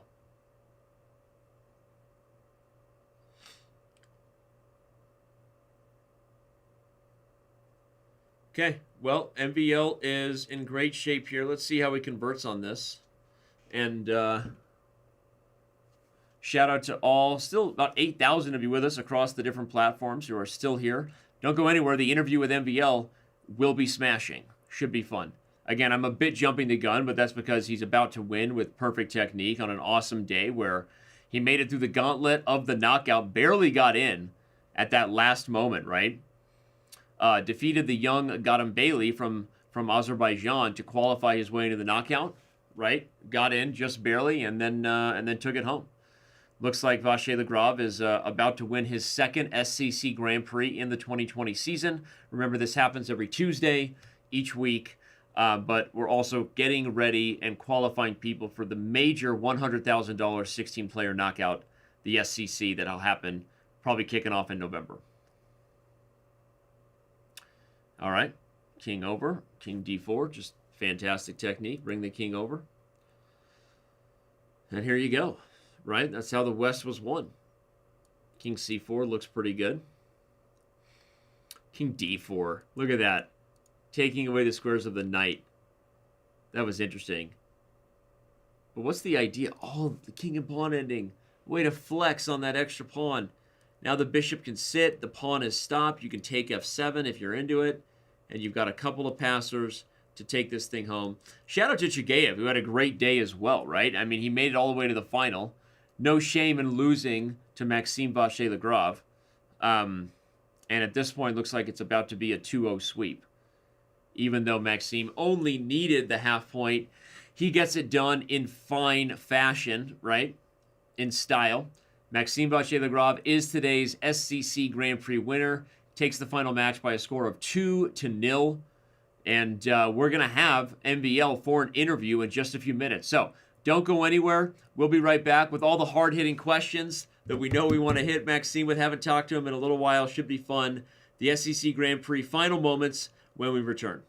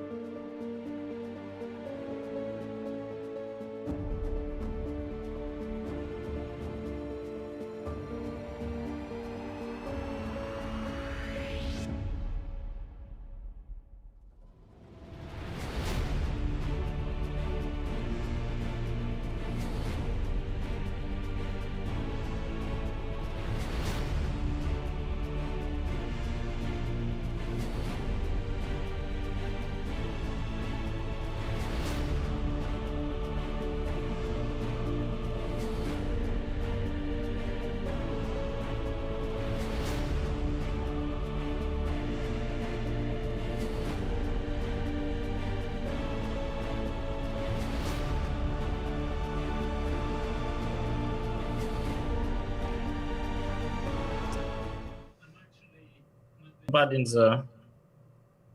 the Grand Prix. No. You're not actually, and Yeah. that's a good intro. Right as we go live, you get a W here. Just your second one of the season. Now, I mean, obviously, full disclosure, you're a really strong player, and you're pretty much my bestie. So you're going to get an invite to the SCC even if you don't qualify. Is that a twist ending? Yeah, sure. So then I don't need to play anymore. But you have to keep playing, or I'm taking that back. No, but you know what's fun is that every week I'm saying I'm not going to play because it's a long tournament. But then Right. I end up thinking, okay, my Tuesday evening is anyway not so full, so why Right. not play, have some fun?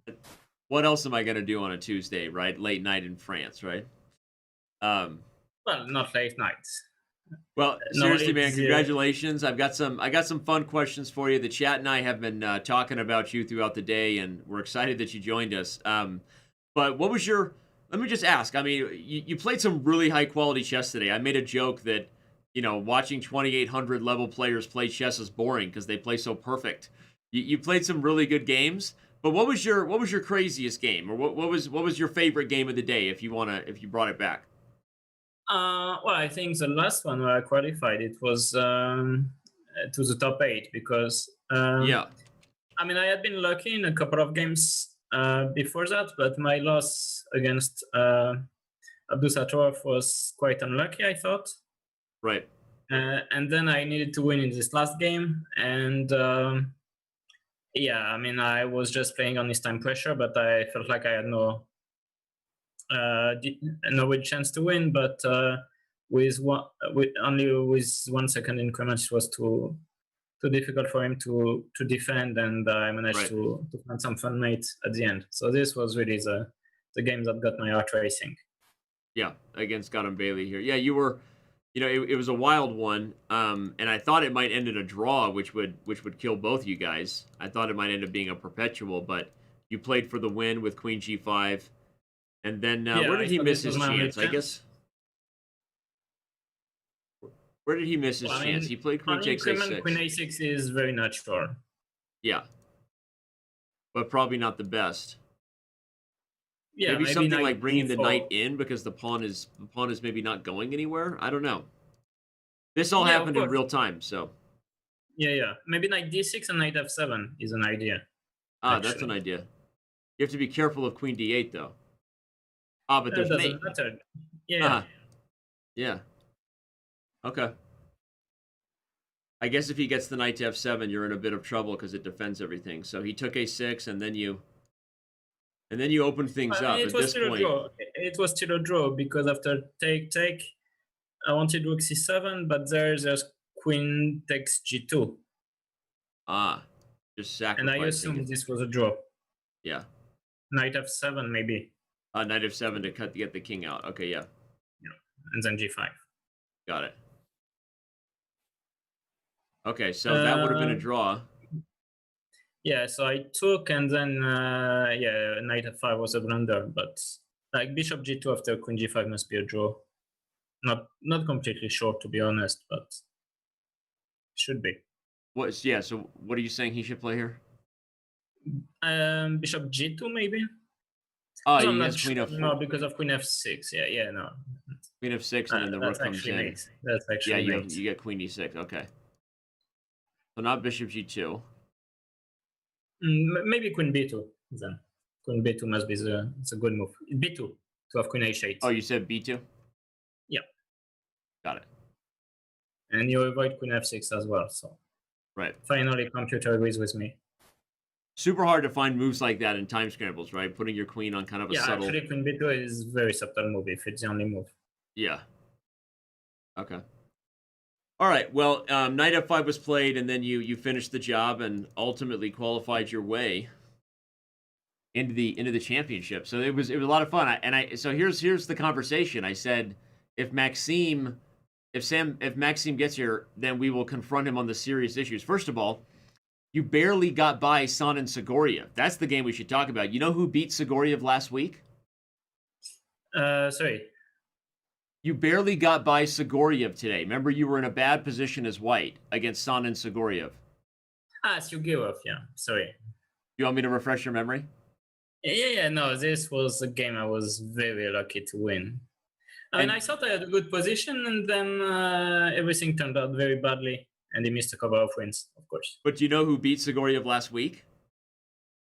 You? How did you know? Well, I mean, this question implied a strong answer, so. But so the son did it in a more efficient That's way right. than I did. I surpassed my father in that. That's right. I mean, if I was doing the math while you were saying, I said if MVL loses to Son and Sigoriev, I beat Sigoriev. In theory, that means Danny greater than MVL. What do you say about that? Well, I mean, sometimes the son gets better than the father. I mean, you and I have always, bonded over Star Wars, so that makes sense. But okay, so the other thing is you're letting your beard grow back, and I shaved that thing off for a reason. What's going on? Is that a COVID beard, or what's going on with this? Well, I mean, the shaving was part of a bet, but actually, I'm doing better with the beard, so I keep it. Okay, fine. Now, the last thing that I don't want to embarrass you, but when we did the 360 scan of your room, I don't want to act like your father. I know you're my father, but you need to clean your room, young man. Your room was a big mess. It's a bit messy. Well, I mean, the problem is for the last week, it's been 35 degrees in my apartment. Okay. So I'm kind of falling asleep every day instead of doing chores. It makes sense. Chores. Makes sense. Yeah.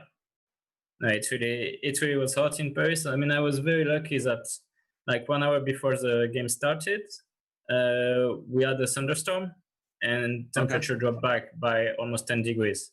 Oh, wow. Yeah. Is it a monsoon season there? Do you guys get monsoons in the summer or no? No, absolutely not. No, we get those. No, it was all dry for like 2 weeks or maybe more. No. Well, Maxime, while we have you, I know that the dates are not officially public anyway yet for the candidates, but you want to talk a little bit about your secret preparation for the second half of the candidates? Nobody watches these shows. You can tell us what openings you're preparing. Yeah, all of them. All of them. Oh, good answer. Yeah. No, it's sad because these are the dates that normally we should be doing some sports, Yep. with a giant chessboard.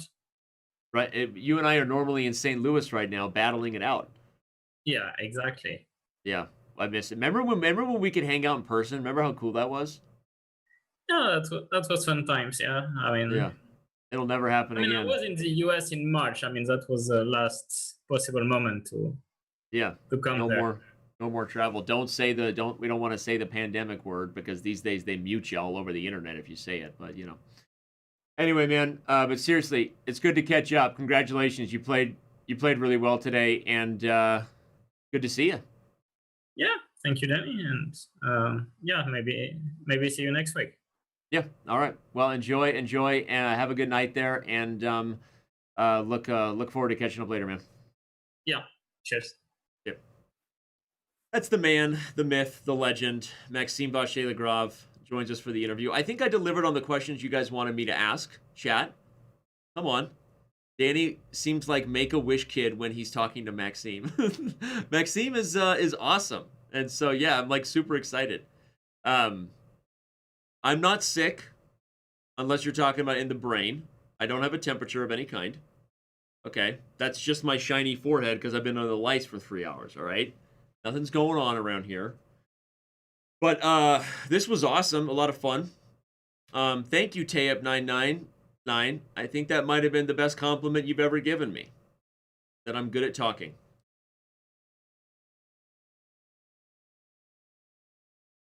I'm going to shout out to the Chess TV chat as well. We've got a lot of people still over there. Blue Jay Chess, Hand Carved Chess, Rakesh. Where are you at, Rakesh? Last time you played an SCC Grand Prix, you beat MVL. You got to get up all in this, man. Really do. One more shout out to YouTube. And just a huge thank you to everyone that's here. We see Floyd over there. Pandemic times 1,000. Don't even know what that means, but That might be the name of a new band name later down the road, Pandemic, right? It was a lot of fun, guys. Seriously, really great chess today. I enjoyed it. Hopefully you're continuing to follow many of the streamers who put a lot of work into their channels, continue to just, bring chess content to fans on Twitch and YouTube and all over the world. So on behalf of my team here, the Chess.com crew working super hard, events management, my producer, Greg Shahadi. Hi, Greg. Hi. And everybody else, really appreciate you being a part of our day today. Lots of shows going on right now. The Olympiad is happening. We're getting ready for PogChamps. There's so much going on. So if for some reason you haven't hit a follow button yet, you should do it right now. And I will see you for sure next week. Actually, we have a State of Chess.com coming up on Friday. So now that I have everybody here, that was totally impromptu. We don't really have an image for that, but I'll just tell you, on Friday at 2 p.m. Pacific time, we have a State of Chess.com show. I'll be addressing the hard-hitting questions. We'll talk, as we usually do, about cheating, fair play issues. We'll give a product update, things that have changed at Chess.com over the last quarter. State of Chess.com is a show we do 4 times a year, once per quarter, where we break down and talk about a lot of the things going on behind the scenes. It's a very kind of open sort of AMA-style show where I answer chat questions very, very directly and openly, and hopefully you guys are there bringing your hard-hitting questions. So join us on Friday, and hope to see you then for the State of Chess.com show. That's the next time that I will be on TV. I'm sure that we have other shows going on in the meantime. So again, thank you, everybody. Thanks for being here. We're rating the one and only Alexandra Botez. Enjoy Botez Live, and we will see you next time on Chess.com TV.